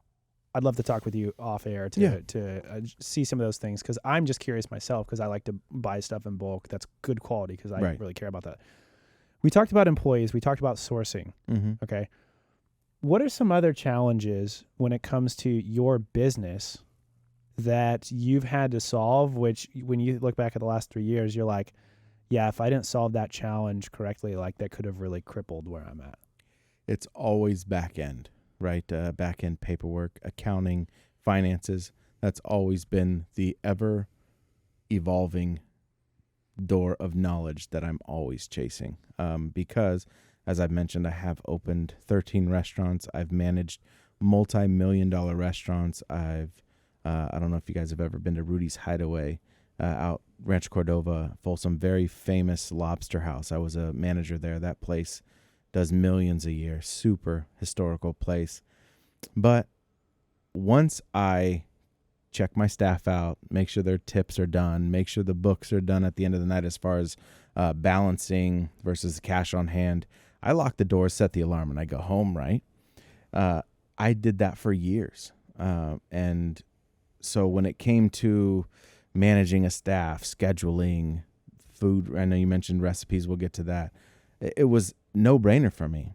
I never really saw what happens when that general manager or owner at the that morning at 7 a.m. comes in and goes, all right, let's look at that. They need to be paid. This insurance needs to be paid. This needs to be done. This payroll, this, that. So much that I have had to learn, and I'm still learning to this day. And it's definitely overwhelming because the number one most important part of a business, of a successful business, comes down to the books. It doesn't come down to proper books. The lines that I have of 40 people a line when I open at 10, and they're all ready to eat. It doesn't matter. It doesn't matter. If you can't, Alan, doesn't matter at all. Talk about some of the tactics that you think he could take that are a crossover from our business. Because Alan's been championing a lot of this stuff for us right now. I took a class in college, financial accounting, and it was... I think at night. It was a 3-hour class once a week on Tuesdays. Yeah. And I remember thinking to myself, shit, I got to go sit in class for 3 hours. And I remember the first day I went in there, I was like, hey, it's kind of interesting. Yeah. Everything balances out. Everything makes sense. And that's where I fell in love with accounting. Mm-hmm. And also shout out to my wife, Katie, for being a financial wizard and guru too as well. So I think it's totally funny that you said that, because I started as an accounting major in college and took 2 classes and realized I was so smart, and a lot of people in there I just thought were dumb. I was like, I need to do something harder. and by the way, if you were an accountant and you felt like you I just didn't got mean called that. I dumb, didn't mean that. that's not what he meant. Yeah. But my point is, They just weren't my people. to get back to where we're at here is accounting is a basic principle for managing your money. Right. What they don't teach you is you can follow generally accepted accounting principles and mold them to fit your business. So what I mean by that is, let's talk about what type of accounting software you use. You're probably like most small businesses use QuickBooks. Correct. Okay. So have you thought about how your business operates in terms of food inventory, in terms of payroll liability, in terms of revenue sources? Have you thought about those 3 things? Yeah. Okay. Do you have any categories built for those 3 areas? No. So let me tell revenue you. operations it for like goes- wineries, breweries. Let me tell you about Right. let me tell you about how I structure our income. And Yeah. and we'll start with this, because if you think about how your income structures, it comes in, it's a little bit easier to think about, and then you start to go, oh, I should be thinking about my payroll, and I should be thinking about my expenses in a similar fashion. So we as an organization, we have 4 lines of business: software development, cloud, marketing analytics, and advertising. Okay. I organize all of our revenue and all of the different services we provide in each of those categories. I associate them to one of those 4 classes. Right. Oh, I model our reporting by which ones of these do we have revenue coming in from each month, and how have those varied over time. Right. And then in each one, I can see what are the services we offer, and are those growing or are those going down, et cetera. Right. So that's how I think about our income sources. So if I was looking at it from your perspective in I your have business, catering and merchant sales. So catering is anything that I do for events that required an estimate and an invoice. Like a single payer. Yeah, one exactly. Yeah. And then I have merchant, which is my breweries, wineries, pop-up events and stuff. So do you have your income organized in those 2 buckets? Correct, yes. Okay. Do you have your events organized by the type of event? They like, are going like brewery, right. in-person Yeah, events. they're going to be. Parties. I just hired another person to take care of all that stuff for me. Because here's what I found. And she has literally said I gave her access to my calendar, everything. And that's the part where it's alleviating things because, Because here's what I found. You need to spend just as much time with the bookkeeper as you do the people who actually run your business, service customers. Yes. And the reason why is because they have to know everything that you know about running the business. There is this buy-in in accounting, especially with QuickBooks, where you have to set up your classes, which are your sources of revenue. You have to set up your services. So when you enter an invoice, you can click the little service drop down, and it has the pre-filled out amounts and everything in it. You have to categorize those to make them fit your business. So you have to build that up as that sort of buy-in. But then what you also have to do is all of your reoccurring costs and everything else, you have to start to, and this is where we're getting into the expense side, you have to build your rules and automations to auto-categorize those pieces. They do that now. Yeah. But then on the items where you have to split, you have to build a process. And this is what we do. I do a monthly review with the accountants. I say, hey, if from these vendors or this amount or something that's this questionable, you guys need to put it together in a spreadsheet, and we're going to sit down for an hour. We're going to go everything line by line, and I'm going to tell you exactly what to do with that. So now we take all of our expenses and we associate them to each line of business.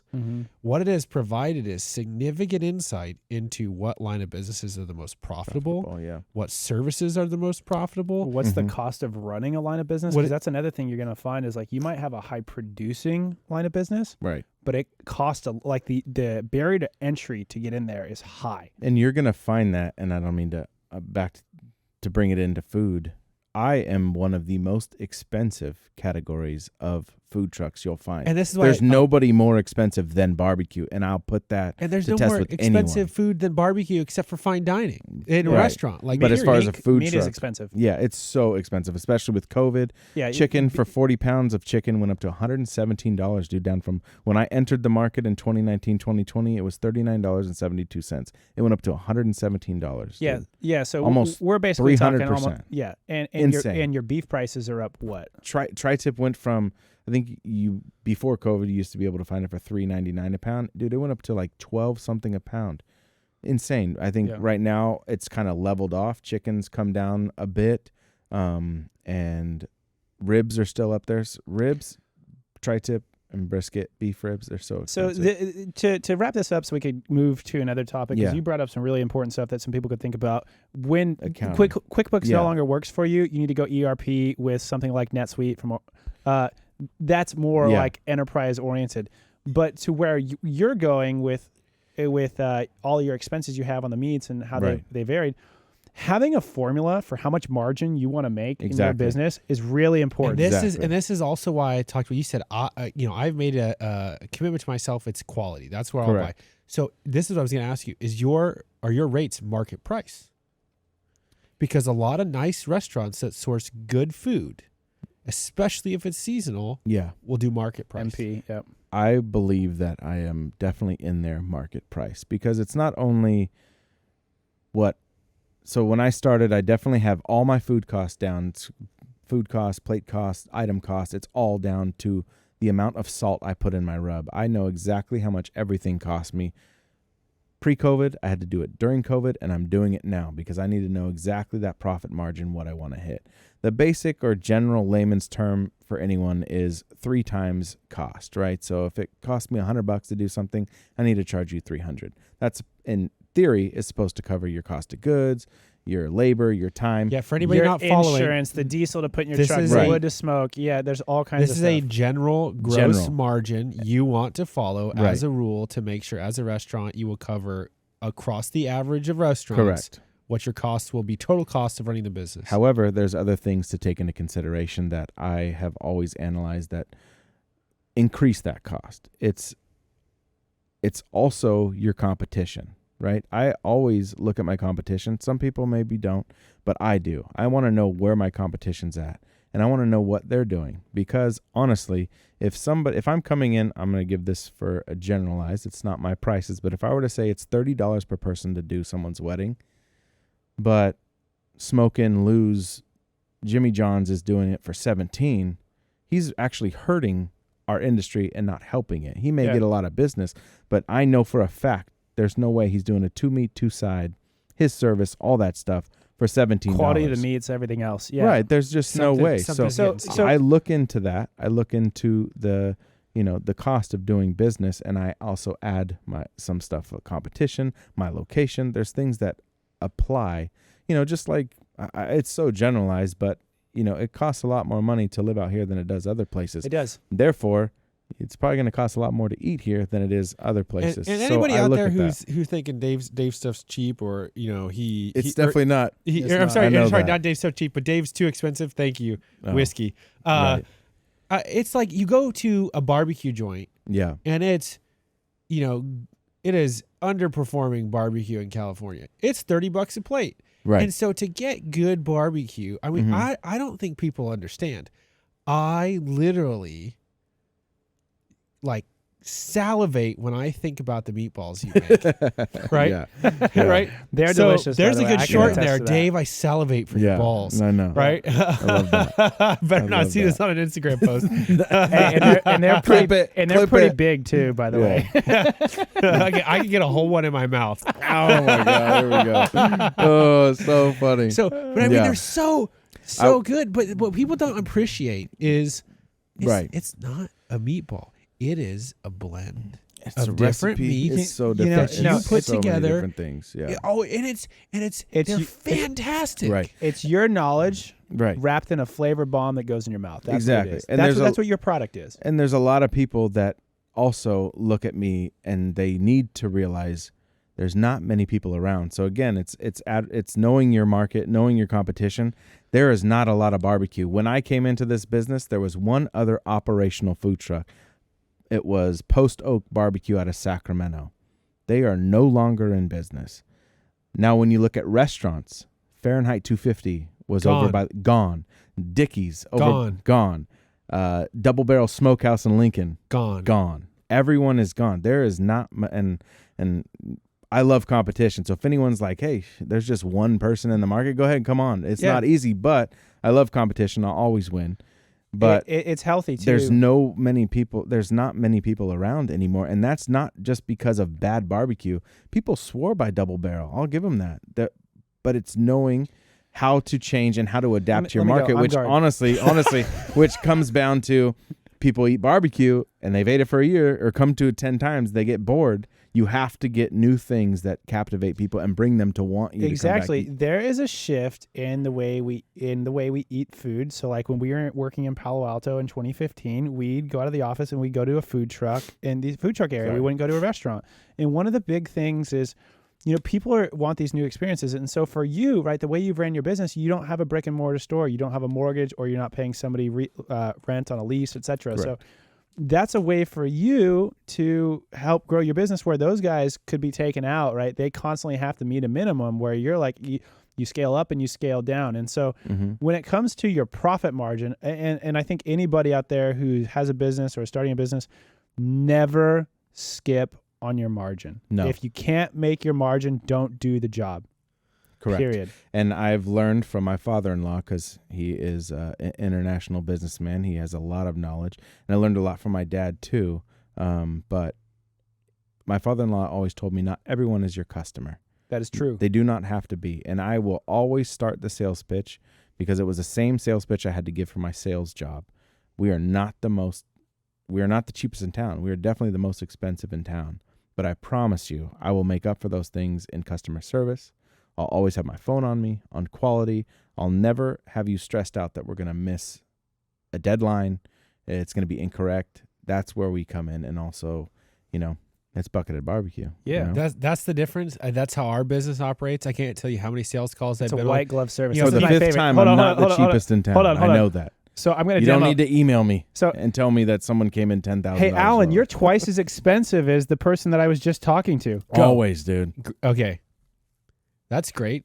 You'll call me back when you want me to fix that $10,000 person's problem. Same thing I say, dude. I had no BS. I had a legal officer call me.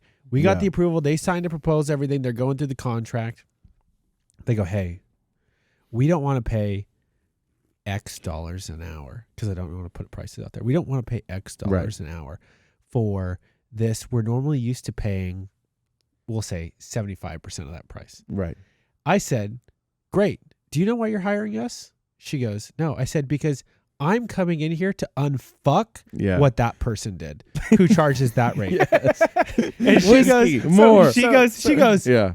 Good point. And signed the contract. Right. So I love it. Alan and I, our offices are next to each other. They face outside.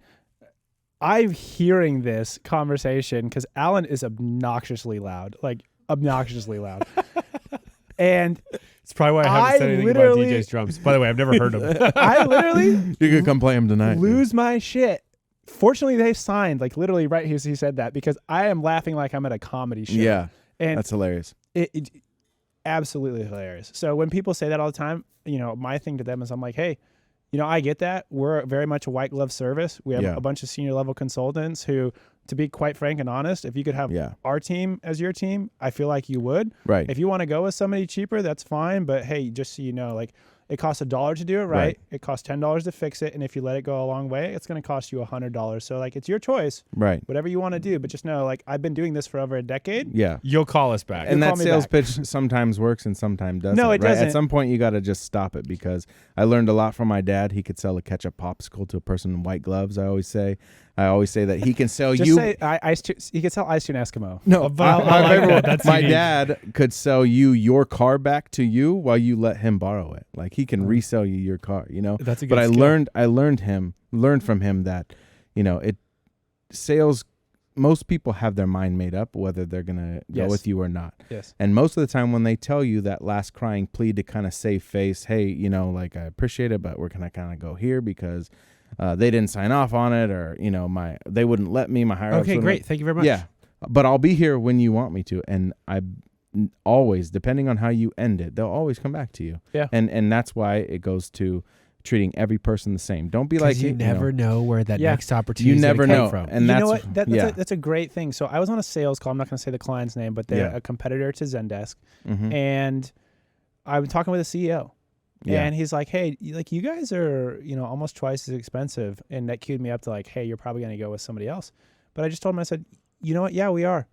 I just want to tell you though that a lot of the other people that are or companies that are partners for this service, for this platform that you're looking for, 9 out of 10 of them suck. And so please just do your due diligence and Yeah. make sure that you're getting somebody that's good in quality, because you're already telling me that the person that you had hired at your organization who was responsible for this has messed it up. So now Yeah. you're fixing it, right? That's that $1, $10, $100. Mhm. And so I just level set with him and I said, hey, I've been doing this for over a decade. Right. Like I'm giving you my experience because you're the CEO. You're just picking this up because it's a problem now for you, and you Yeah. you have to direct people in your organization to take care of it. Right. I bet you he calls me back in 6 months. Yeah. and when they do, you're right there like, what's up? I Yeah. told Price you. is 10% more. Yeah, let's go. You know? Hey, COVID, it bumped it up again. Yeah. And that's why I always save face with people and be like, yeah, no problem. But I will tell you, please do your due diligence. Make sure those people have permits, licensing. They're not cooking in their backyard, thawing your vegetables in the same sink that they're cooking or thawing chicken in. Because I'm telling you, anyone that you go with that's cheaper than me, They're cutting corners. They They're don't cutting know corners. their business. yeah, they don't have a restaurant they're at. You know, I have a commissary. I'm in a restaurant locally that I'm at every day, prepping food, cooking food, and and that's what I always tell people. And when they come back, they come back. Just 2 weeks ago, I have the largest opportunity that ever came, larger than the shooting one. I just partnered with the biggest and oldest construction company in all the United States. And I'm not going to give that name away. Hey. But it is a huge opportunity, and I have them the 23rd to the 27th doing a massive catering every single day for their massive organization. And everyone's coming together to do some training at this place. So- Okay, And- so, and- shout out hold for on. that company that I know. I'm But- going. yeah, you do. It's So easy to find out, but let's- it's a huge do you opportunity. have any questions for us, knowing what we do Mhm. and the challenges you have with your business or you have faced with your business? We didn't really get to talk too much more about the finance, Right. but Finance, I mean, do you have any other challenges that you have come across in your business that you're working on right now, whether that's marketing or website related or managing contacts or sales or accounting, that you need some help collaborating on? so as far as advertising and marketing, when it comes to food and like the biggest thing from when I was at Johnny Carino's, and I name dropped them a lot because that's honestly the reason why I'm here today, other than cooking with my dad and all the stuff that I learned about and love about cooking. But Johnny Carino's taught me everything that I've known. Their advertising came through in commercials, letters in the mail. They'd pay for all that stuff. With food trucks, it's really all social media. Yeah, I was going to It's say literally social media, and I'm not paying someone you're to do, so I don't know how your digital advertising goes as far as social media aspect, because that's where I come in. I pay for boosted ads. A lot of that stuff's done on my own. I just don't. Okay, here's what I go can ahead. here's what I can say. It's all social media for I have most food A trucks ton and of company. experience with digital advertising. Yeah. I have managed probably somewhere in the ballpark of $50 to $70 million going through digital advertisers that I have managed, personally been responsible for, seen, ran the analytics, ran the optimization, did everything for. wildly different than his business, though. Yeah, wildly different than your business. User-generated content Yes. is so important Me on a camera. in search. You want a camera, Your an customers, iPhone, your customers, your customers. So Somebody, dude, Buckethead BBQ is the best. Like, Yeah. I just had this, and we played cornhole. We had some Yeah. beers. This place is great. So- that's user generated content. If you Right. can find that, use that, sort of get your team to, hey, if somebody's got some downtime, bust out their phone. Somebody who's just got an interest in like cinematography or Yeah. taking photos or videos, and literally just go out there and by the seat of their pants. Yes. and because this is the best. This is when it comes out the best. What does Buckethead BBQ mean to you? What do you guys like so much about coming out and hanging out here with your family? Yeah. So I'm guard now because you've been talking. I feel like a dog on a chain. I almost cut him off mid-sentence. Go ahead. Your shorts game has got to be through the roof because in 30 seconds, I could just see things like raw piece of meat, how it gets rubbed, it gets prepared, it goes in the smoker, it goes on the tray, it goes here. Some person chewing in their mouth, like bing, bing, bing, bing, bing, bing, and then you just show like the happy customer, or you could do all these things. Because that Alan's I think I put a talking couple videos on there of the shorts that I do for social media. The shorts are great, and then also, have you seen that there's like guys on Instagram and in TikTok and YouTube, they literally go around, they're like, "Hey, what do you do for a living?" I've seen that guy. Or it's like, "Hey, what's your house that you live in?" I saw this guy on an Instagram short the other day. You could literally just be like, "Hey, what type of meat do you like the best?" Yeah. You could do things like that. And you could just get so guerrilla where it's related, but it's not directly for your business. Right. And social media, and Buckethead BBQ, Buckethead is you. Yeah. The barbecue is you. Mm-hmm.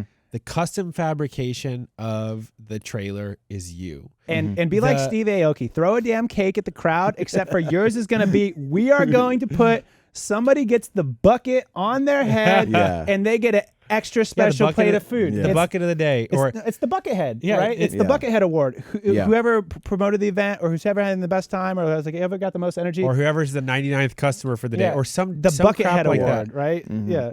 That type of user-generated content associated with your brand, that makes the world a difference. I think, personally, if you sell the experience of coming to your events, you can use that in promotions, and you can send that to people, like especially this shooting organization.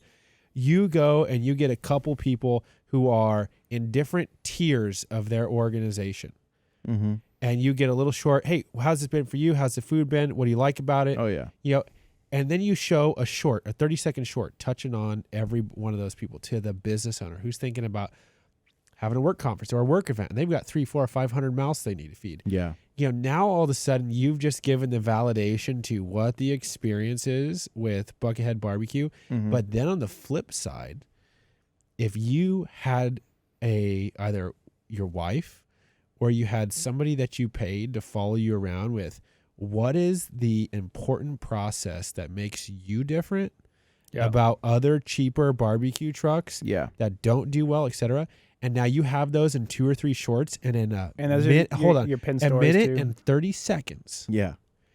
You can have somebody who's asking you for a proposal see the difference between $30 a plate and $15 a plate, and they go, "Oh, it's my wedding and I'm trying to impress my new family and I don't want to get them sick," or "I'm having this work event and these are my people and I really care about them," or maybe it's something where they're trying to, have a good showing with either a different party or a different group of people, and now you're putting on that environment and that atmosphere and that product. Yeah. Now all of a sudden you're drawing some parallelism to the outcome they want to achieve. And that is the whole point of user-generated content. The reason why corporations suck at social media is because they have no personality. Exactly. They're so corporatized, so processized that they can't just be human where it counts. And that's really the best forms of marketing. When you think about the Squatty Potty with the unicorn pooping rainbow soft serve, it's like it captivated people for 4 minutes straight when that ad came out, and it still sells. So it's one of those things where you be human where it counts. Right. Show people what you would want to see if you were buying your product. Right. This is my wedding. I want quality food. Know who's your ideal customer profile, right? Know those people. Make content directly for them. Yeah. You got to make some funny ass shorts, like the Buckethead Award or something silly, or like the meat slap. No. I know. I've seen that too, So I did slap Alan with a turkey leg at Thanksgiving one year, and I thought it was hilarious, but he didn't. The tortilla slap. So you could do stuff like that where it's like, if you have these big events, man, it's more than food, and that's what we're trying to say. It's like food is just something that brings us together, and that's really unique about your business. If you have that, like Buckethead BBQ is this. Not only is it good food, but it's a fun time when Buckethead's around. I mean, I can't tell you how many music festivals I've been to. Steve Aoki's playing. There's hundreds of people that are like, throw a cake in my face. Who says that? I would need to play Buckethead because everyone always asks me, any relation to Buckethead, the guitarist? Yeah. People always say, you're really missing an opportunity not playing Buckethead. Hey, listen, And listen think to your about- customers. and No, Yeah. that's another piece. Yep. Listen Yeah. to your customers. I'm not saying go and read all your comments if you have negative comments, but what I am saying is I would Understand- never do that. understand what people are saying. No, Too seriously. much. Who got time? Because a lot of the people that are like posting on your stuff or watching your stuff, Yeah. those people that have ideas, right? If you're hearing things 2, 3, 4, 5, 6, 7, 8, 9 times, depending on the depth of how many people are saying stuff, that's your audience. Yes. Listen and to then them. when you grow your social following to a point where you have a large enough group following you, a couple hundred people or a couple thousand people who are actively engaged, Yeah.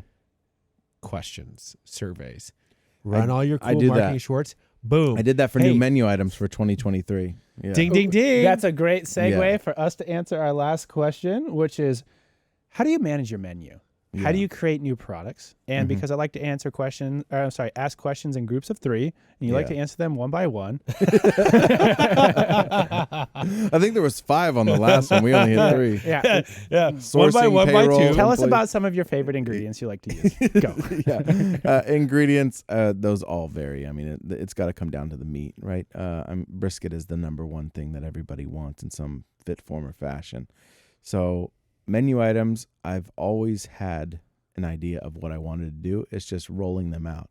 I had to make sure that I would be able to take on the bandwidth of rolling out that menu item. So when we first started, it was generalized barbecue, right? Ribs, brisket, pulled pork, chicken, sausages, sides were your normal sides, baked beans. I have everything's homemade and recipes that I've created. Nothing has been store-bought or anything. Like my homemade pickles are a recipe that I created, pickled onions and whatnot. But our first thing that I would say that we rolled out, which was just a fiasco, was smoked elotes. So I do have a Mexican heritage. What is elotes? Elotes is a Mexican corn. So you take like a corn on the cob, Yeah. and then you lather it in butter, crema, mayonnaise, cotija cheese, tagine, cilantro, and it's an entire process. I think there's probably a picture on one of the plates that has it. Definitely does not fall into the hard-boiled egg category. Sounds like guacamole made out of corn. Yeah. So basically, I'm what kidding, that it's is we have to smoke the corn. But what that did is everyone saw it, and it was just such a eye-opening piece. Like you immediately ate it with your eyes, not your mouth, because you're just like, what is that? I want it. That's how food works. And how did it honestly, that's taste? how they're amazing. But what that did is it took one employee. That's all they were doing. So I'm rolling out these new menu items. I not only am worried about food costs and how to price it correctly, but it's also learning. Right. all How do you do this thing in batch? And so this is actually Yeah. one of the things that I specialize in our business, because I run the software development and I heavily assist in the cloud side. When it comes to doing things and processing and batching and doing things consistently over time and making sure that, this unique thing that you're doing doesn't just eat up all of your time, you really have to pay attention to that. Yeah. So when you're bringing out new menu items, Yeah. you obviously are chef extraordinaire thinking of these things. I have to assume that when you're creating for the first time, you have to be thinking of like, how can I streamline this? Yes. Absolutely. And so walk us through how you have streamlined that process with this amazing corn on the cob, yeah. or did you kill that in favor of something else? Yeah, because it's one thing to cook a nice dinner for your family. It's Right. another thing to do it for 150 people 3 I to 4 say days that a all week. the time, right? And I mean, people bitch Yeah. about Christmas, and that's what, 10, 12, 15 people at your house? Yeah. And you're like, whooped, right? Multiply Yeah. that by 10, folks. Yeah, easily. So as And it's far not linear, it's exponential. right, and once you start marketing that smoked elotes, people are coming just for that. So now you got to realize, all right, that's got to be a staple menu item, and especially corn, it's seasonal. So I'm not from originally, but I did live out in Discovery Bay, Brentwood, California. It's like a Disco Bay? Yeah, Disco yeah. Bay, Yeah. that's where I It's I a grew bougie up. spot. Yeah, big time. And I went to school at Liberty in Brentwood, and that's like the home of corn. Like that's all we have is Brentwood's. You'll see that in the stores. It's Brentwood white corn. So that's all seasonal, right? Because anything like, again, I come to localizing and sourcing food. It's very difficult to source corn. You can pretty much source corn year round, but it's not local, right? You don't know where it's coming from, where it was grown, how it was done in a lab. You know, they got places in San Francisco now that are sky rises that are all just green rooms. They're growing fruit indoors now, you know, under lights. Insane. So I have to market that corn based on the season. And what I had to do was, all right, I'm also the day of I'm cooking ribs, I'm cooking chicken, my smoker's loaded. How am I now going to smoke corn? Well, it's all about learning, okay, I can steam it, right? I soak corn for 45 minutes. I only need to smoke it 2 hours. It's just waking up earlier, smoking the corn first, putting in ways how to hold it longer. And also I have to think about all the toppings, right? That cheese needs to stay refrigerated. The mayo needs to stay refrigerated. The butter needs to stay melted, right? So visualizing how a process works, always start with visualizing. That's the only thing I could say how I overcame it, was because I also realized I probably couldn't add a new menu item, but I could add another menu item that used a lot of the same toppings, which about 3-4 months later finally came the barbecue street tacos, because it takes cotija cheese. I just need to find a spot for salsa verde. I already have cilantro, you know, and tortillas. You don't have to find new ingredients. If you have food waste, it doesn't actually go to waste. Correct. You can repurpose and use it. Right. So that's pretty much how I figured out how to streamline that. And honestly, it was literally hiring somebody, lowest man on the totem pole. You're literally just stuck doing corn, my man. That's literally what you're doing, because you're going to be the busiest person. Yeah. You So hey, you know what? Everybody's got to start somewhere. Exactly. I pulled words like a split second ahead of you, so I'm going to start talking. Is that something that you see in your business when you introduce a new menu item, that you tend to have something that needs to pair with it, or is that just kind of an edge use case? I don't think you really need to pair with it. I just think it needs to be a menu item that you know will sell. That's pretty much what I come down to, is what will sell. How do you figure out if a menu item will sell? It sounds silly, right? It does. You would know, right? But you don't want to go all in on something for 100 to 200 people, because that's food costs. If it doesn't sell, you eat it. Right. So talk to me about how you go about releasing a new menu item. A lot of it is seeing what's being done that people on bigger platforms have that might gain more eyes for you smaller, and also being unique. So I say that because the barbecue parfait is something that I make. And to explain that, is a 16-ounce bowl. The bottom layer is garlic mashed potatoes. Another layer is my famous baked beans. The next layer is a meat of your choice. It's a 1/3 pound of either brisket, pulled pork, or chicken. Then on top of that is my southern slaw. That's a homemade recipe. Homemade pickles, onions, and then it's drizzled with barbecue sauce. So it's literally like I know what I'm having for dinner. Yeah, it's because literally I'm literally a bowl. over here just thinking about what you normally get in like a yogurt parfait, but So my mouth is salivating at the moment. So I call it a barbecue parfait. And where that came from was the KFC Famous Bowl. When my wife was pregnant with DJ, she loved the Famous Bowl. And that is mashed potatoes, gravy, chicken, corn. And I was like, there's got to be a way to do that for barbecue. I had seen how popular those Famous Bowls became. So I went and was like, I got to figure this out. And that's when we brought out the parfait. And when I knew it was a hit was, again, people were eating it with their eyes first, or curiosity struck them. And I remember being at a brewery called Knee Deep, and we had rolled it out. It's a local brewery here, right? Yeah. Up in Auburn. Knee Deep's up in Auburn. Yep. You can definitely, they are super popular. They're in Costco now and any pretty much grocery store. Localized in Northern California. Breaking Bud, Simtra are their big beers. They're big IPA people. Yeah, definitely. And we had rolled that out, and it took one person. We hadn't sold one all day. Dude, we had been there since 11. It's like 3 o'clock, and I'm like, oh, shit, dude. This is going to be my first humbling experience, right? Dude, groups of 3. It only takes 3 people to start a movement. It was one person went, someone came up, another person went back with one, was like, I want what those two have. I want what they had. All of a sudden, there's 3 people walking, and it was a flood. I think we sold like 40-something parfaits sold out. So hold on. This is the next thing I want to bring up. Okay. We talked about user-generated content. Yeah. We need to talk about the power of professional photos. Mm-hmm. when you launch new menu items, Yeah.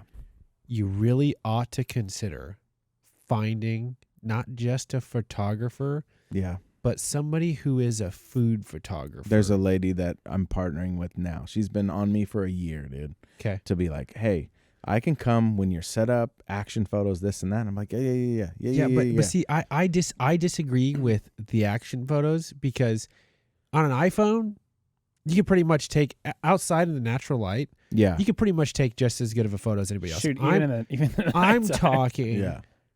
Somebody comes, they come to your kitchen, Yeah. and all you do all Just make day food items. is make the best looking food Right. items. And they Yes. set up a facility where it's high contrast. They set up Yeah. a shoot where it's high contrast.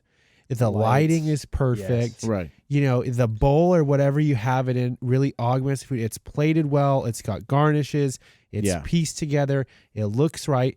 You need that type of photography, because what you ought to think about is that should be a cost of adding a new item on the menu. You should know, Yeah. Yes. for me to add a new item on the menu, what is my marketing cost to do this? Mm-hmm. And then, because what you just learned there was you probably had written on a board what your menu was in writing. Yeah, of course. There's no Okay. pictures. Because Somebody the walks only pictures by. I see in food trucks is on their menus. They're always terrible. They're always like on a phone, and it's Yeah, printed and on a in paper laminate. plate. Yeah, but dude, but it's hold on. terrible. What do you think Yeah, of this studio? it's amazing.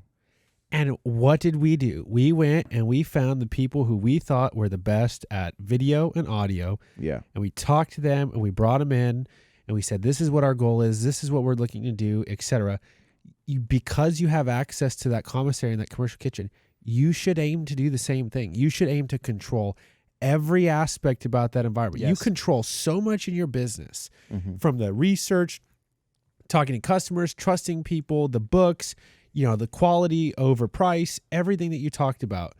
Except you're telling me you want to go out into an uncontrolled environment Yes. where anything can change, weather, people, food, smoke, etc., lighting, and you want to try to have somebody come out who's been on your case to work with you. My thought process is flip the script. How are you going to give me the best menu photos that Yeah. you How could do you get possibly the best have outcome? Yeah. Yes. for a food truck? And then how are we going to have a modular design that I can put up whatever photos I have for the day on the food truck to sell to people? Yeah, it's a So- TV screen. So That's how you you sparked put 'em up something in there. my mind for people that want to scale. Sorry, I'm their just really passionate Yeah, about this no, stuff. I know you I are. appreciate it. Good Bill job, me later. Good job on our. Good Send job me on an invoice. guarding me. Yeah, you got words out before I did. I'm good.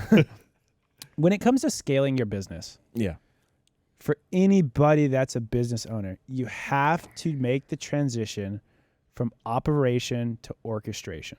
yeah, And correct. what Alan's talking about is orchestration. Mm-hmm. You can control. Meet my smarter half. Yeah, you can. When you don't talk, you get to take things in. You do the same thing for me. That's why we work well together. When you can orchestrate, you can see things through the lens of your perfect vision that you want. And what you do is you give every part of your operation to somebody else, and you give every one of those people that you have to train on your operation your full and undivided attention to help educate them and teach them and help them understand contextually what your thought process is and how to direct that operation further forward. Mm-hmm. You do that with your 2 or 3 responsibilities and you become an orchestrator. You have a playbook. If this person leaves, I know exactly what I do for this one. I know exactly what I do for this one. I know exactly what I do for this one. You're orchestrating.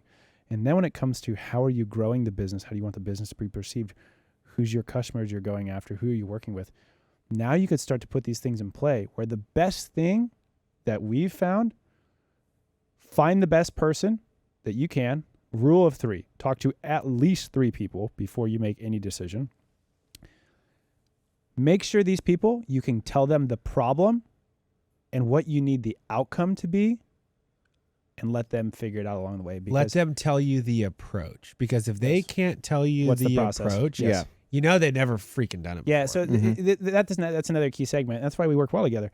is there's a process for everything, even putting a rocket into space. It just happens to be the most complicated 2,000-page manual you've ever seen in your life. Right. But there's a process. And creating art. There's Yes. a process to creating art. Everything, there's a process. So if somebody doesn't understand the process, help educate them on the process. If you're interviewing them, ask them what their process is. Don't give them any feedback or direction. Don't give them facial expressions. Don't nod in agreement. Don't be like, well, I don't think you know what you're doing. Right? Just let them talk, because you want to see what is their approach and do they actually understand. And that helps you as the orchestrator understand, am I putting the right piece in place? Right. And when you find somebody good, right, you do things to help keep them there, like incentivize them financially, because nobody works for their health. Everybody works to not survive, but to make money. Like we all do this to Dave make works money. to not sleep for his health. Yeah. Like if all of us could stay at home and hang out with our kids and go on vacation and make dinner every night and work out and go to our kids' sports games and play sports ourselves. Yeah. But we getting back to the point, which is the approach. Right. If they can't tell you the approach, process. and if you give them a problem and you haven't given them enough context and they try to just spit out a BS answer, they don't have what it takes. Right. If they ask clarifying questions and they're thinking about your business, this is what I look for. Can they think in a way that's going to be productive for our business? And then in addition to that, does this person have experience in their approach or their understanding of how to look at this problem and how to address this problem? Because every problem is inherently different. But what I found is the approach to problem solving and the process of problem solving is damn near identical every time. That is true. It is very true. When you find somebody who's a problem solver, I don't mind letting them learn something if I don't have a suitable replacement to put in a different place. If I know somebody's really good at understanding how something works, I don't mind the on-ramp time of them learning a new skill, because I know that their approach when they get to the destination is going to be the outcome that I need from solving a specific problem. Right. Yeah. And so if you would like to talk to, you took a look at our website, right? 3ventures.com. What did you think of the photography and the video? It was great. So videography was good too. We took all of that in 2 days. Yes. Yeah. Here at the office. The whole office was set up like a studio. I mean, it literally looked, I'm not going to say it was a Hollywood movie set, but we had... It looked dope. We had very couches and expensive amount of equipment that was brought easily. in. There were two Sprinter vans. Red cameras, all those things. Oh, yeah. The red. There were, Yeah, and there's pictures of those on our website. Yeah. There were two Sprinter vans that came in and they unloaded and set up a studio in different spots of our office. Yeah. For like 4 hours. Mm-hmm. Okay, so they came and they set it up. We had hair and makeup in the back. This whole thing was thing was I thought couches. I saw eyeliner on you. Yeah, I look great. And And cheese and hardness. Yeah. they did hair and makeup, and then in an office downstairs we had a director room where you could see This is the coolest part. all the you could see all the live streaming, all the cameras and everything that they were shooting.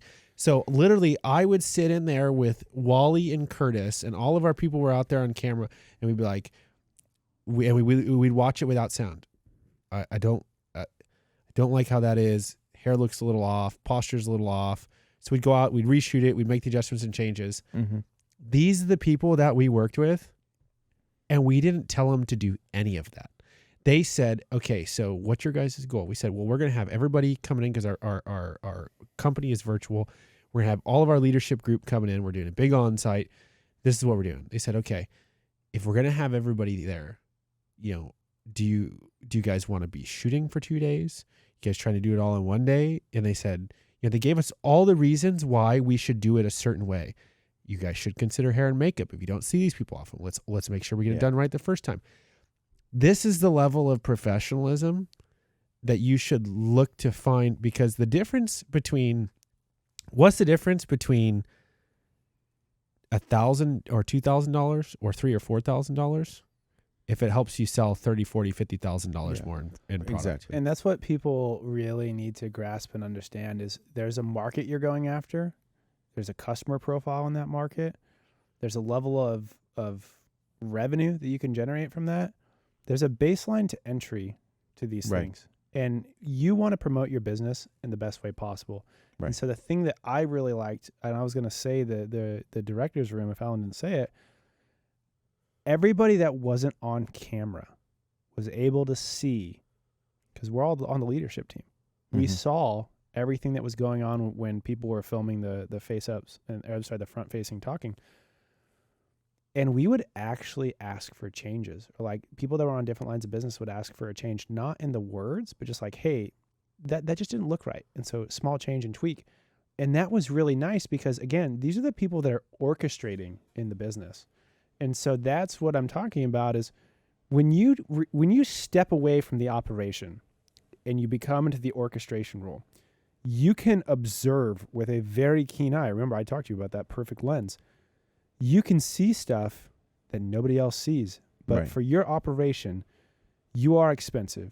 You are top tier. And that is what you want people to see. And how do you do that? You obsess about the fine details. It's why Pasquale Rotella, who runs Insomniac, it's why he made this mega rave in Las Vegas over 20 years, is because he obsessed and constantly put his money back into it.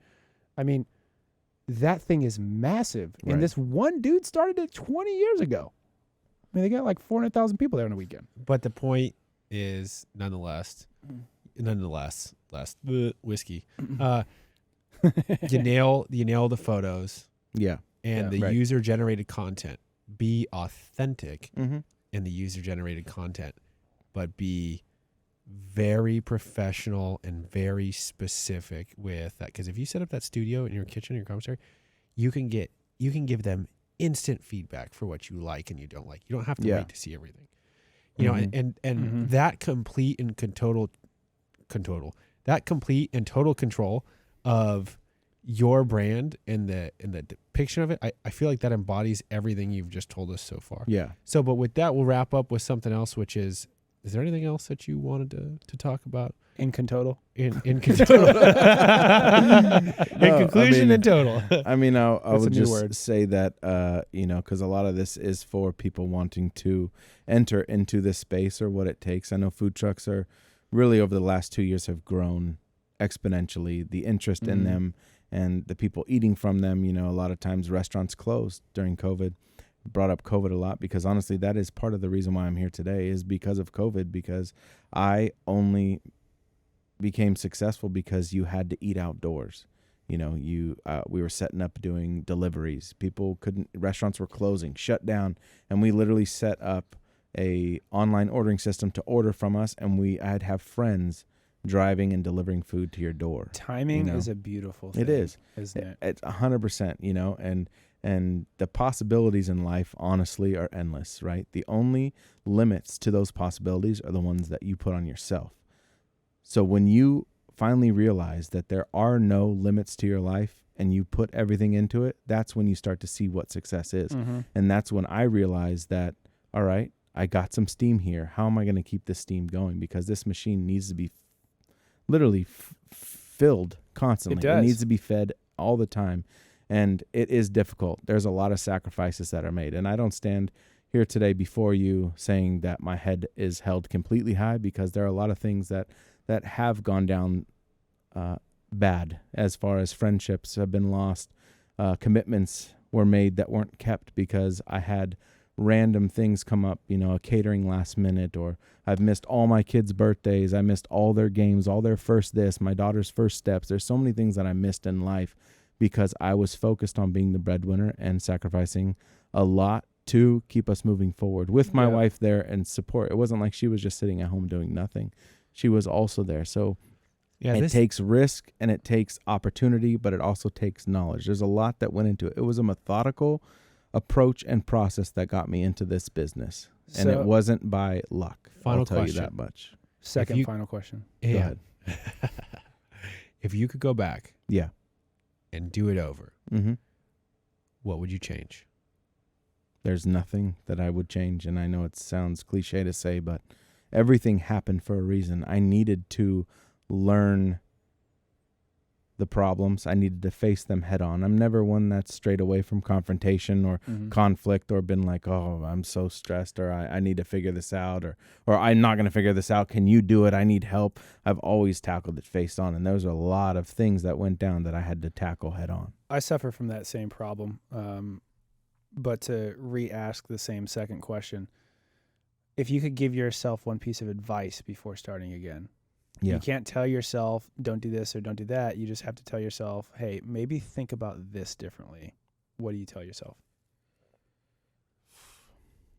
The biggest thing that I've had to learn is honestly accounting, is finances, is the back end stuff that you never think about. And also how to balance sudden financial wealth. I'm not super like wealthy at all. I'm not financially like above anyone, but I'll say that there comes a time, just to give you a reference of numbers, if you were making $50,000 a year, you know, you and your family, and then all of a sudden you walk into $500,000, you got to learn how to balance that, because of course there's a lot of things in life that you want, and you've obviously seen me grow being my neighbor, and we've shared a lot of confidential conversations and our each other's successes, and I do appreciate that. I wanted to say that. I haven't had a chance to tell you that, but there is a way that you got to learn how to balance that and hold back that, like, oh man, that side by side does look nice, or all these things that you think. I have a saying that it's not about getting it. Yeah, it's about keeping it. Right. You could. And what you have to realize is, as your business grows, your cash requirement to run your business grows. Changes. Right. Yes. Absolutely. So this past year, we had the cash requirement to run our business double. Mm-hmm.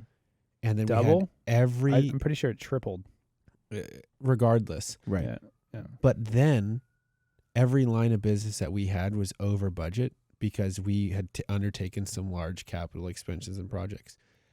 That would have put most businesses out of business. Right. But because I was so on top of the numbers all of the time, we were not ever put in a bad situation, in a bad scenario, because you have to think about it like this. It's not just about making $500,000 one time. It's how are you going to make $500,000? And we're obviously just throwing out because that was a random number you threw out. That's not the actual numbers. Yeah, $50,000 a year, I wouldn't be able to feed my family. And let's just use $100,000 for sake of math. Right. It's $100,000 to $1 million. Let's think about it like this. How many years in a row can you do that? Can you sustain that? Right. Can you not be run into the ground, and can you enjoy the things that you want to enjoy in life? Right. And that's what to focus on when you look at the accounting, because it's about being disciplined, about not robbing the business of the money it needs to operate and grow, but also being able to pay yourself first. And I would say Curtis and I, and Walt, we have fallen victim to this. We over-invested in our own business, and we should have been paying ourselves more. We should have been taking care of us more. Now, taking care of us more, I can second that for sure. Right. But taking care of us more, it doesn't necessarily mean paying yourself more, but what it does mean is that thing that's repetitive that you're doing, that's eating up all your time, take that money, hire a person to do that. We talked a bit about the Friday the 13th, and before I've purchased anything in my life that's been outside of my norm, I'm the guy that has always had the same clothes. I don't shop for. This is a brand new sweatshirt I bought today for you. Just so you know. Went to Macy's, X amount of dollars. The most money I've ever. Got a nice Hugo Boss shirt, by the way. Most I've ever spent on a sweatshirt. You're allowed to do that once in your life for yourself. And for us. But every decision I've ever made. No, just give me some barbecue. Comes by the way of my father-in-law, again, laying some knowledge on me, which is that you need to be prepared and have at least 3 to 6 months of wages lined up to cover all your expenses, your personal expenses, everything in your life before you go and purchase X, Y, or Z, right? Yep. And that's what I've always done, because I had to, 2021, December, the dang C word one last time, I promise, COVID hit and they had that stay-at-home directive during Christmas 2021, if you remember. Yeah. Christmas of 2020. No, 2021. 2021. But No, that's 20 right. They did it 2 they years brought in it a row. back. They did 20 2 years. well 2020, yeah, everyone was scared to do it. 2021 was like, you better listen and do it this time. Yeah. I had to return probably $20,000 to $25,000 worth of deposits, major businesses doing company year-end parties. And I had to return that money because I know people say you should have taken, your cost for your time you put into it. I returned every single dollar. That was the worst time of my life as far as the biggest downfall, because my kids didn't have a Christmas that year other than like what families had bought my kids, because I had lived off that money through September, October, November, whatever they had deposited. And I had to find the money and clear out accounts to give them that money back because I never expected that to happen. So from 2021, I learned that I had to make sure that I had everything in line, 3 months, 6 months of money and capital to pay should anything like that happen again. And that's why 2022, obviously my big year, my business has grown so much from day one to where it is now, to where now I'm able to think of those things, And think that of D-Day. is why almost, that or- mentality Yeah. So of important. it's not about getting it, it's about keeping it is so incredibly important, because most entrepreneurs think they made it. And what they don't realize is Yeah, exactly. they could fall- have It they could have fall so made it. fast. Waiting for the other shoe to drop is what they call it. exactly. I'm always waiting for the floor Takes to it- fall out from underneath me. But that is why your brand is so successful, because you made good on that money. You paid people back. There weren't any issues. Paid every dime back. and Didn't but the keep any point money, is dude. that's you. You didn't compromise your integrity. Like None. if there's one thing, Mm-mm. our mentor told us this. He goes, you get 2 things in life: your time and your integrity. And if you fuck up your integrity, you spend all your time trying to fix it. Yeah. Don't compromise your And integrity. Period. people to do business with you, they want to like you. Yes. Yeah.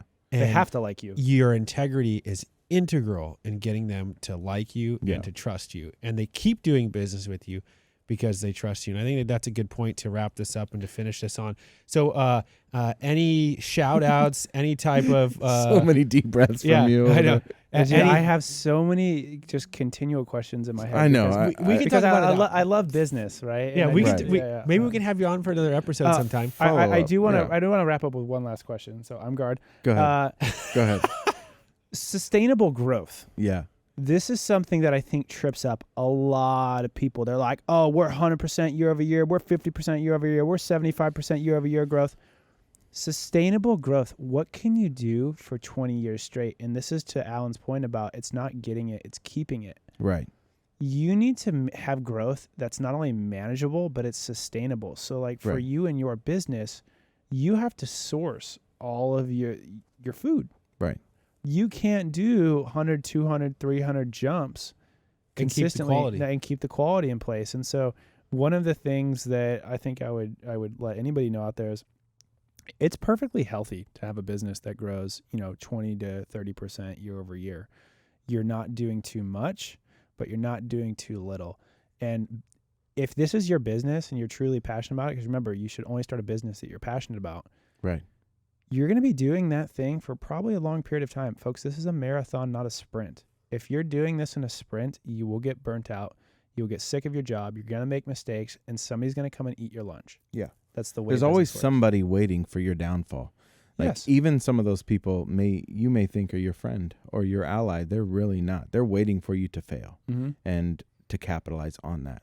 Not saying that's what I did to that other barbecue truck because he was he wasn't failing. He just was retiring. But there's always somebody waiting, and you can't be stagnant. You can't be happy with where you are. Once you become happy with where you are, your business will never grow again. Complacent. You can't ever. You can't have to be complacent. chomping at I'm the bit. glad Yeah. you said complacent. One of the big things that I think as entrepreneurs, we're always like, if we see 100 rods in front of us and 99 of them are green and one of them are red, we're going to see the one red one. Right? That's the Right. same way we look at our business. Of course. However, I do think it's healthy as entrepreneurs for you to actually look at your business and have a sense of fulfillment. Like, wow, look at this thing that I built. Or, hey, I'm employing 8 people. I employ 10 people or 20 people or however many people you employ. There's a lot of value and reward in various other parts of the business. So Yeah. don't forget that. And Right. really hold those things true. Like when somebody, when somebody says to me like, oh, hey, Curtis, like, yeah, you started 3 ventures. That's so great. I tell them, the coolest thing about it is, dude, there's over 20 people Right. that work at 3 ventures. Right. 10 years ago, that wasn't even a thought on my mind. No. I'm like, there's people that are literally a part of our company that's how they live. Right.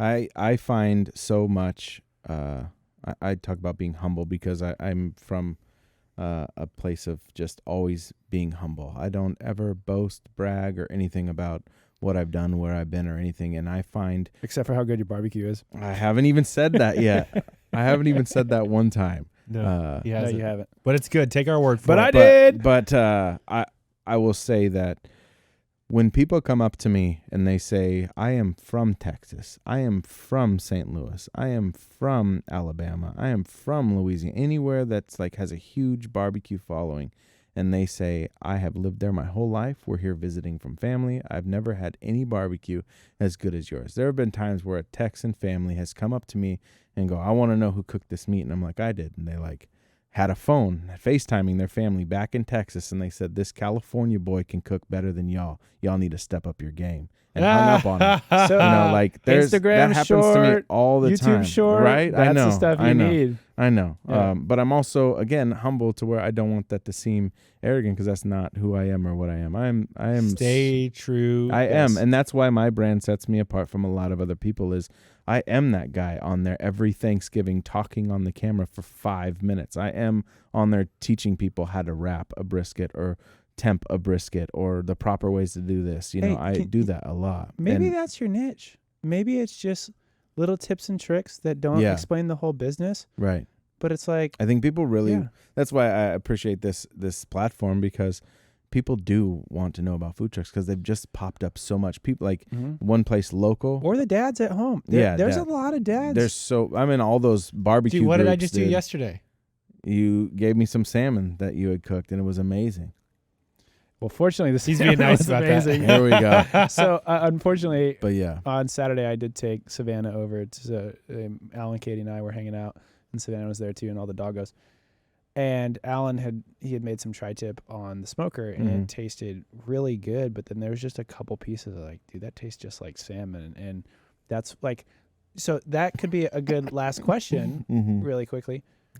How do you make sure cross that contamination. exactly Just kidding. not cross Not contamination, not in a prep. bacterial sense. Yeah, Like you ever go to a fried food place and all of a sudden you're like, I had chicken strips or onion rings and it tastes like shrimp. Like, yeah. Yeah. So Go ahead. how do you manage that on? There is your no trailer? fish cooked on my smoker. I smoke all my salmon on a separate smoker. That's not even business related, and also legally in California I can't. Because Yeah. this is the interesting thing for me. I cleaned the barbecue. Yeah. I cleaned the smoker, but I did not clean the entire smoker. So I cleaned the grill grates. I put a new pad down or new tin tray, It's and it still it's in the had it. soot. It's in the flavor. It's in the flavor of your smoker. You need to just burn a high flame in your smoker or a high temp for 30 minutes. Watch it to make sure you don't have any grease that flames up, but you have to burn that flavor out. You know what's funny is with my barbecue, after I'm done cooking, I've always turned it up to high and let it get to like 550, 600 degrees for like 20 minutes. You're and then- playing literally turn it with off. fire. Really? Yeah, no, he's playing with grease fires. Yeah, but that's what I mean. Hey, You're Dave. playing for a bad- Mine's an infrared cooker, so Yeah. no grease is actually on the flame, so Okay. I'm not actually getting Did through I? the heat. Yeah. I took 4 years of culinary in high school. Yeah. Was considering going to Johnson and Wales or Le Cordon Bleu. Like it was the actual thing. Yeah. One day, it's like my third year doing this. I'm sauteing some stuff up in the pan, and it's in the morning. Nobody's there, and no bullshit. This is my first experience with a grease fire. I was sauteing it up, and the gas stove must have catch something that I was flipping up and flipping it over side of the saute pan. Yeah. 6 foot flames. Just Yeah.